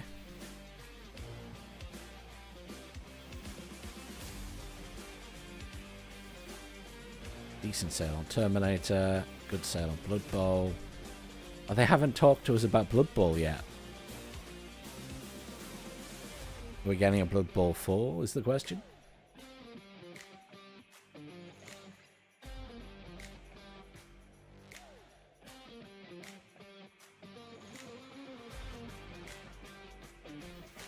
I hope they run this Broken Hour discount until the patch. Or like after the patch as well. So that, if things have improved, everyone can tell everyone that it's improved. At the heart of bolt action lies the mechanic that made the tabletop game stand out from traditional turn-based systems, the order dice. Adapted for the digital battlefield, order dice replaced the traditional I go, you go turn structure with dynamic activations that unfold throughout the match, creating a battlefield that feels unpredictable. Oh, this looks different now from last time I saw a video of it. One unit at a time, one decision at a time. Every order die changes the battle. Infantry squads, weapon teams, vehicles, and officers all compete for your attention. Knowing which unit to commit and when to commit it can be just as important as where you move it. You need a plan, but you also need to react when the battlefield changes. Whether you know the 6 orders from the tabletop game or you're discovering bolt action for the first time, one thing quickly becomes clear. Victory is not just about eliminating every enemy unit.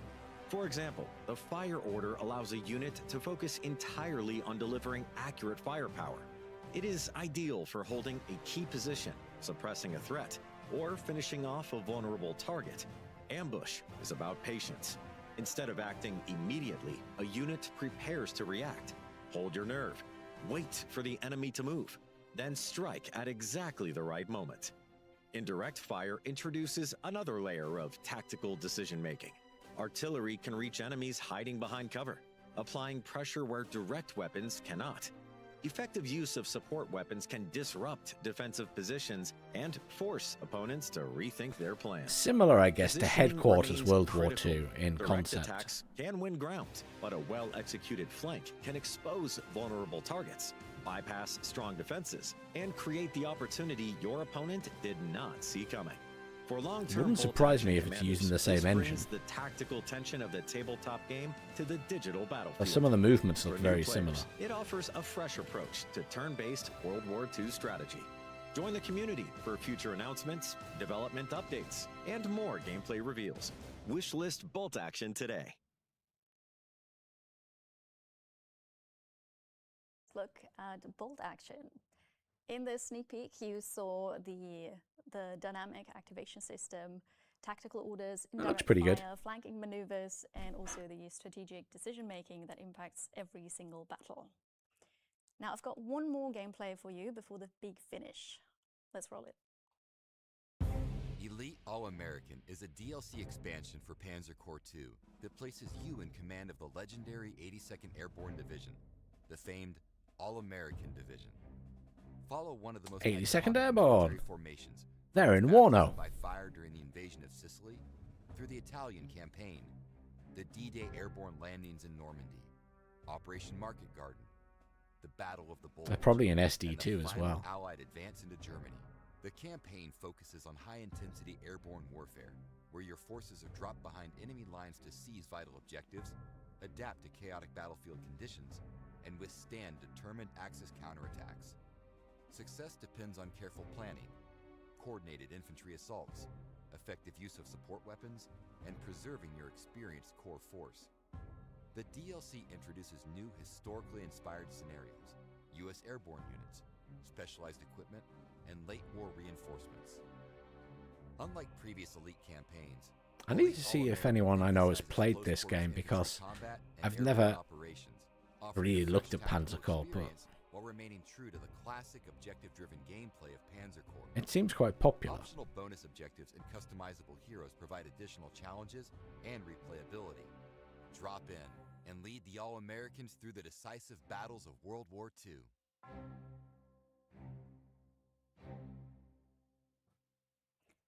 That was the new Panzer Corps II Elite DLC, All-American, out now. You command the legendary 82nd Airborne through a 9-mission campaign from Sicily to Germany. And now for the big finish, I have two guests with me. Marco is Blood back. Bowl, surely. Welcome back. Thank you. And then we have a new guest, and that is Mathieu from Cyanide. You're the lead engineer. Hi. Thank you for being here. Well, welcome. Thanks. So we're going to recap for everybody. You've been asking about Blood Bowl. Now it's time. Since the 1st of July, Blood Bowl is now acquired by Slitherine. And you're working in close partnership with Cyanide. Yeah, we are. Absolutely, yeah, And we also- are. also we're Games trying. We're Workshop. trying hard. Yeah, despite flight delays. That was a cheap shot. Yes.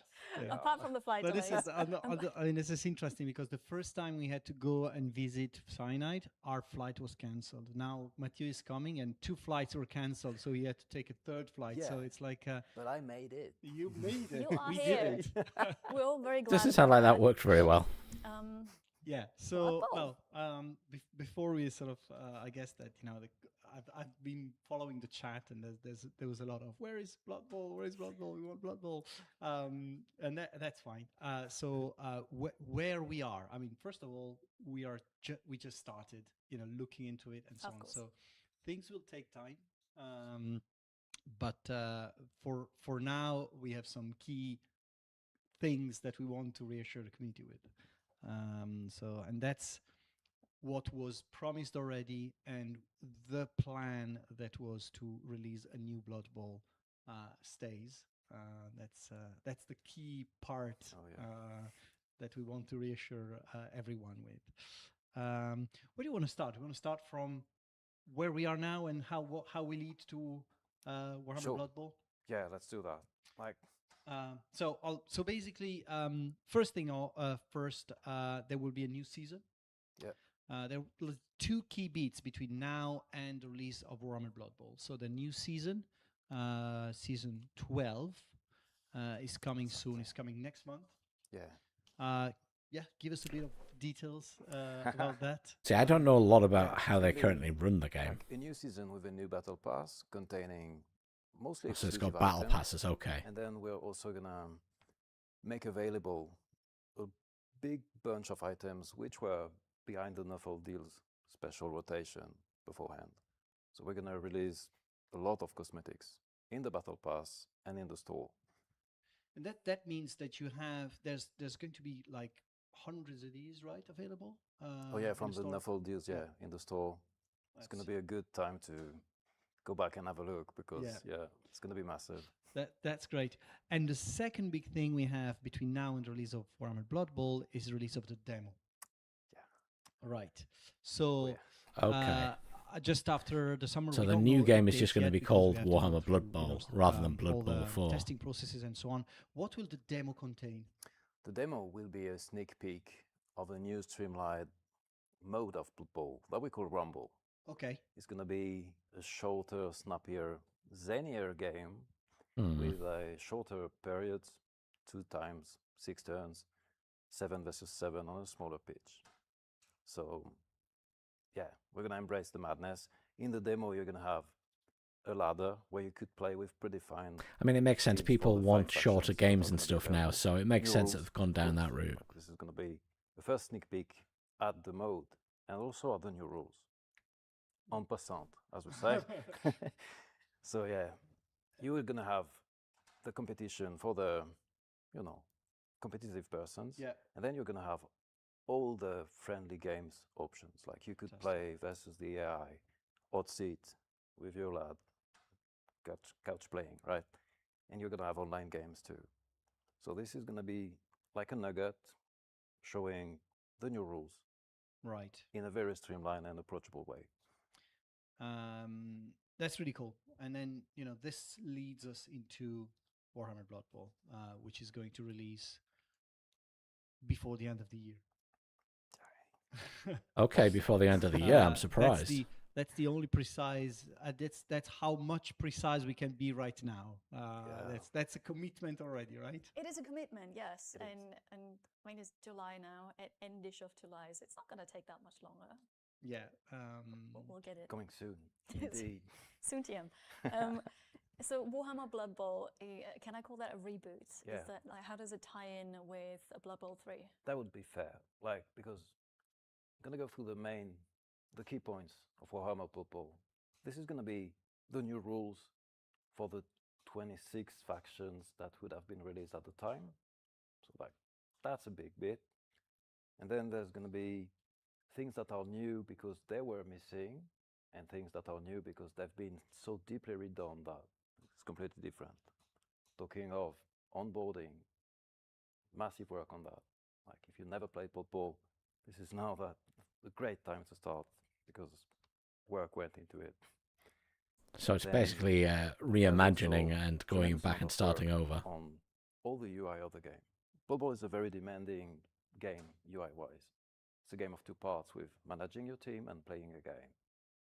The core elements of those 2 UI systems have been deeply revamped with 2 years of experience now. That's where it comes from.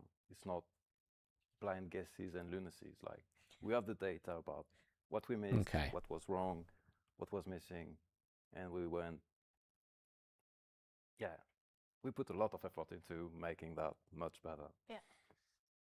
And then, of course, now the demo is a sneak peek, but there's going to be Rumble as a thing in the game, and that's also going to be a massive feature as an onboarding feature, but also as a new thing, right? It has a different rhythm than classical Blood Bowl 11s, and yeah, we're fairly confident it's going to bring a new audience because it worked with some of our friends. Just saying. Well, one thing I want to sort of I can understand cover, why. On Warhammer Blood Bowl specifically is how important The people that don't want something that's so long and as well, because the pacing is going to be faster. We come with a community of very active and vocal community of multiplayer players but there's a big element in there about new people coming in just for the single player experience. That's right, and it's been one of the biggest miss of the launch of Blood Bowl, not having anything proper for solo gaming. We tried to catch up with the Eternal League a bit later, but with Warhammer Blood Bowl, like solo, God, there's so much things. Like the I'm AI very pleased to hear is that, currently receiving a because tremendous amount of my work, experience of Blood Bowl is and it's very really much fun. just Like, multiplayer. it's a bold statement to make, but I make it. There's going to be more options to make the competitions you want. Because we found out about solo, looking at the 2 years of data we have, that a lot of competitions are only AIs and one guy playing. And we're giving many options for those players to make the competition they want to play. Like, they will be able to build the team the AI will play. They're going to be able, which, by the way, will evolve in a much sounder manner, because we have 2 years of data about how does a lineman evolve. We're going to leverage that to make the AI progression more realistic and then provide a better experience when you play like a deep round-robin game, deep round-robin competitions with plenty of AIs. That's so cool. That's going to be an improvement too. And many of the zany tweaks we introduced with the Eternal League and some of the Because it can be latest quite a brutal game initiatives playing in multiplayer. with the Ascension Because I used to mode, play with the people no that I knew, turnover and gameplay tweak, with the you frogs, do these little tournaments and that, and some extravaganzas. people know all the They're all gonna tips be and available. tricks and If you want to play cripple all your competition, players. play against frogs, it's going to be doable. And that one, like, it's maybe not the one that's going to be the most popular, but any tweaks that were in Blood Bowl 3 only available in Eternal League or community events is going to make it to any competition you want to set up or friendly game. And because the setup is just becoming more and more deep, because we're providing more options, we just added some quality of life features, like you build your perfect competition, and when it's over, then you have a button to restart it. And then it just creates a new competition with all the same setup, all the same teams, and you can play it again. And from the glaring things we missed, the save feature is going to happen. It should always have been here, but yeah, it's happening in Warhammer Blood Bowl. Like the sneak peek of you're playing your game, real life happens, you have a button, you play, save and quit, you go deal with your life, and when you come back, seamlessly, you're back in the game, and you can end it. That's it's Only a few already points. a lot. It's already a lot. Only a few points, guys. Yeah. I could go on. It's already a lot. I want to just sort of share a bit about the model, the business model and everything, because that's also a big important part where we have to sort of confront with very vocal aspects of how things should be done. I think the game will contain 14 factions, right? Yep. The Warhammer Blood Bowl will have 14 Oh, that's pretty factions, generous. including 14 factions. The Tomb Kings and Bretonnians are Exactly. in the base game, in the Warhammer paper game. So commercials or business model. So for me, the mantra is, if we cannot explain it in 10 words, we don't do it. So all of the complications, all of the complications of how does it work? How do I get this? How do I get that? We're trying to get, as simple as possible. Streamlining stuff. Yeah. Yes, but some of it will require a little bit of compromise, of course, because there are things that, of course, we want to take care of. So first of all, in the transition, all the players who own Blood Bowl 3 and own content within Blood Bowl 3 will receive everything they already own for free. Yeah. And that's one important element. Oh, that's All really factions, good. All cosmetics. If you own it, you've got it. Exactly. The second thing is that Blood Pass will be free. So we're not going to charge anymore for the Blood Pass.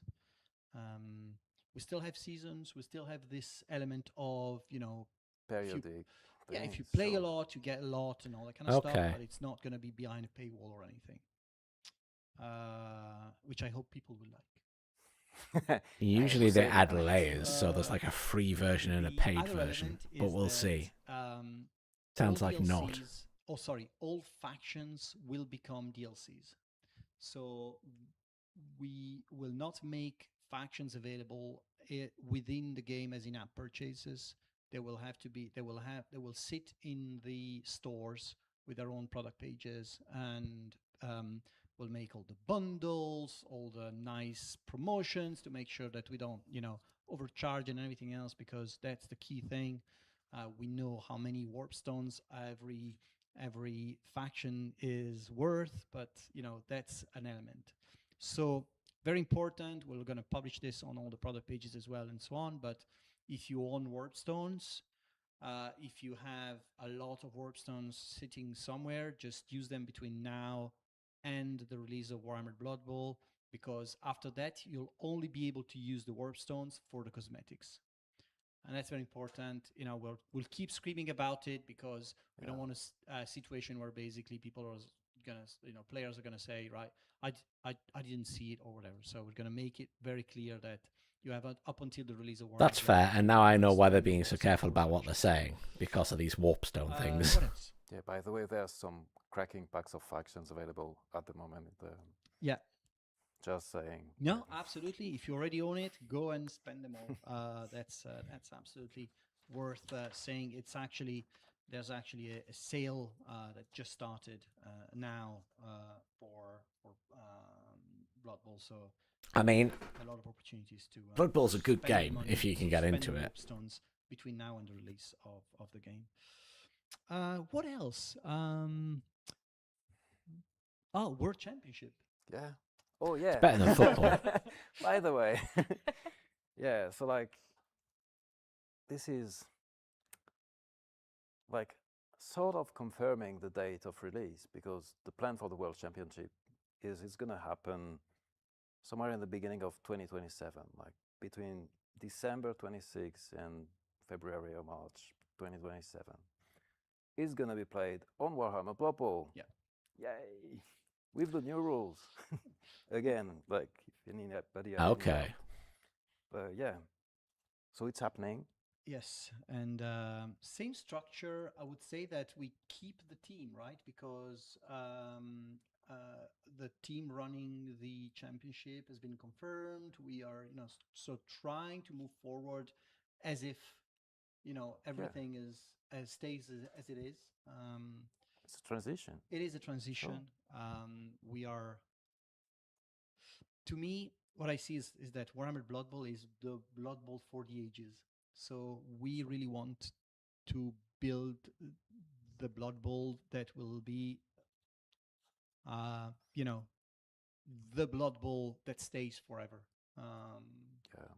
And okay, so more like a live service game. Is a vision that we share with you. I mean, we've discussed it with a lot of times, and we want this to. Which explains the rebranding to Warhammer Blood Bowl as well. Yeah, and we're trying to leverage this transition to make the game how good as it should be. But some bits were good, like the last world events were cracking events, and we're gonna keep them running, right? So I've been talking a lot about improvements and adding stuff, but there's also good things to keep. Like the community has been fantastic. Yeah, I say that, deal with it. And then what the team organizing the World Championship has been doing was fantastic, and we're gonna keep it running. Yeah, and so only keep the best parts and make the other one better. And I have to say that Blood Bowl community so far, from what we've seen, in the last few weeks and months, monitoring and understanding and so on, I have to say that there've been I can receive very good vibes about receiving feedback in a positive way. So I'm very happy about that. Excited as well. Well, it sounds pretty good. Yeah. What is the? They're running over time. Future of Warhammer Blood Bowl. What are the things that you look forward the most? Oh God, so many things. genuinely so many things, because with it's a unique chance we're given to get a fresh start and to do things how they should be. And now we can say that with 2 years of things we learned.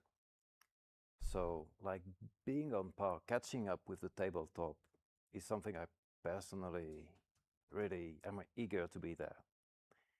And we're preparing for it. Like, we're gonna keep having seasons, but at the moment there's a bunch of things that overlap in the term season. There's the competitive I guess season they'll be that overlaps with doing the Battle Pass, which overlaps regular with the updates to factions. stay up with the tabletop Eventually, then, we're gonna be on going par forward. with the tabletop releases, so we won't have any factions, but the competitive scene will keep living. We're gonna have qualifiers for the world and such. So how much wiggle room we're gonna get once those things get untangled is something I'm thinking about. Yeah. That keeps me awake at night. And then what's gonna Rumble become? I'm super curious about that. I could go on and on. Like, Yeah, no, it's so much. yeah, I absolutely agree. I think that Well, at least he seems excited about the game he's making. Is going to be how we attract new players and how the onboarding of new players also is happening, because I think the opportunity is to grow to a massively bigger community of active players, and I think you could have a bigger community, definitely. Championships and become active multiplayer game players as well. So looking forward to that, and yeah, and looking. Not sure forward how to, big you could working make with it. you guys, All you the know, same. and so it's all very exciting. Is it? That was the news about Blood Bowl, Yeah. right? It is very exciting. Thank you, Mathieu and Marco, for being here and talking about this. Cheers. And that's all I've got for you. This is it now for today's Slitherine Next. Thank you all for joining us. A huge thank you to the guests as well, and wishlist the games that you're excited about. Follow for more, and we'll see you at the next one, which is going to be on December 3rd. Take care and good night. December 3rd for the next one then. I thought Kiri did a good job. There you go. Slitherine Next. There's a sale on. Go get some discounts. Yeah. I will sort you guys out with your keys. No one else was chatting regularly, so I didn't run more giveaways. People were chatting. I could see there were people there to enter, but the people were quiet. Not that I had that many viewers, but such is life. More keys for later. But thank you very much for joining me, everyone. Bamalam, I'm sure you have fallen asleep by now. At least I hope you have. But remember to check out the Slitherine sale. And plenty to look forward to. Hopefully, the new patch for Broken Arrow will be really good at the end of the month. I have my fingers crossed. At least we'll finally have Observer mode. That I am personally looking really forward to. But thank you for joining me, everyone. I hope you all have a nice evening, and I'll see you all soon.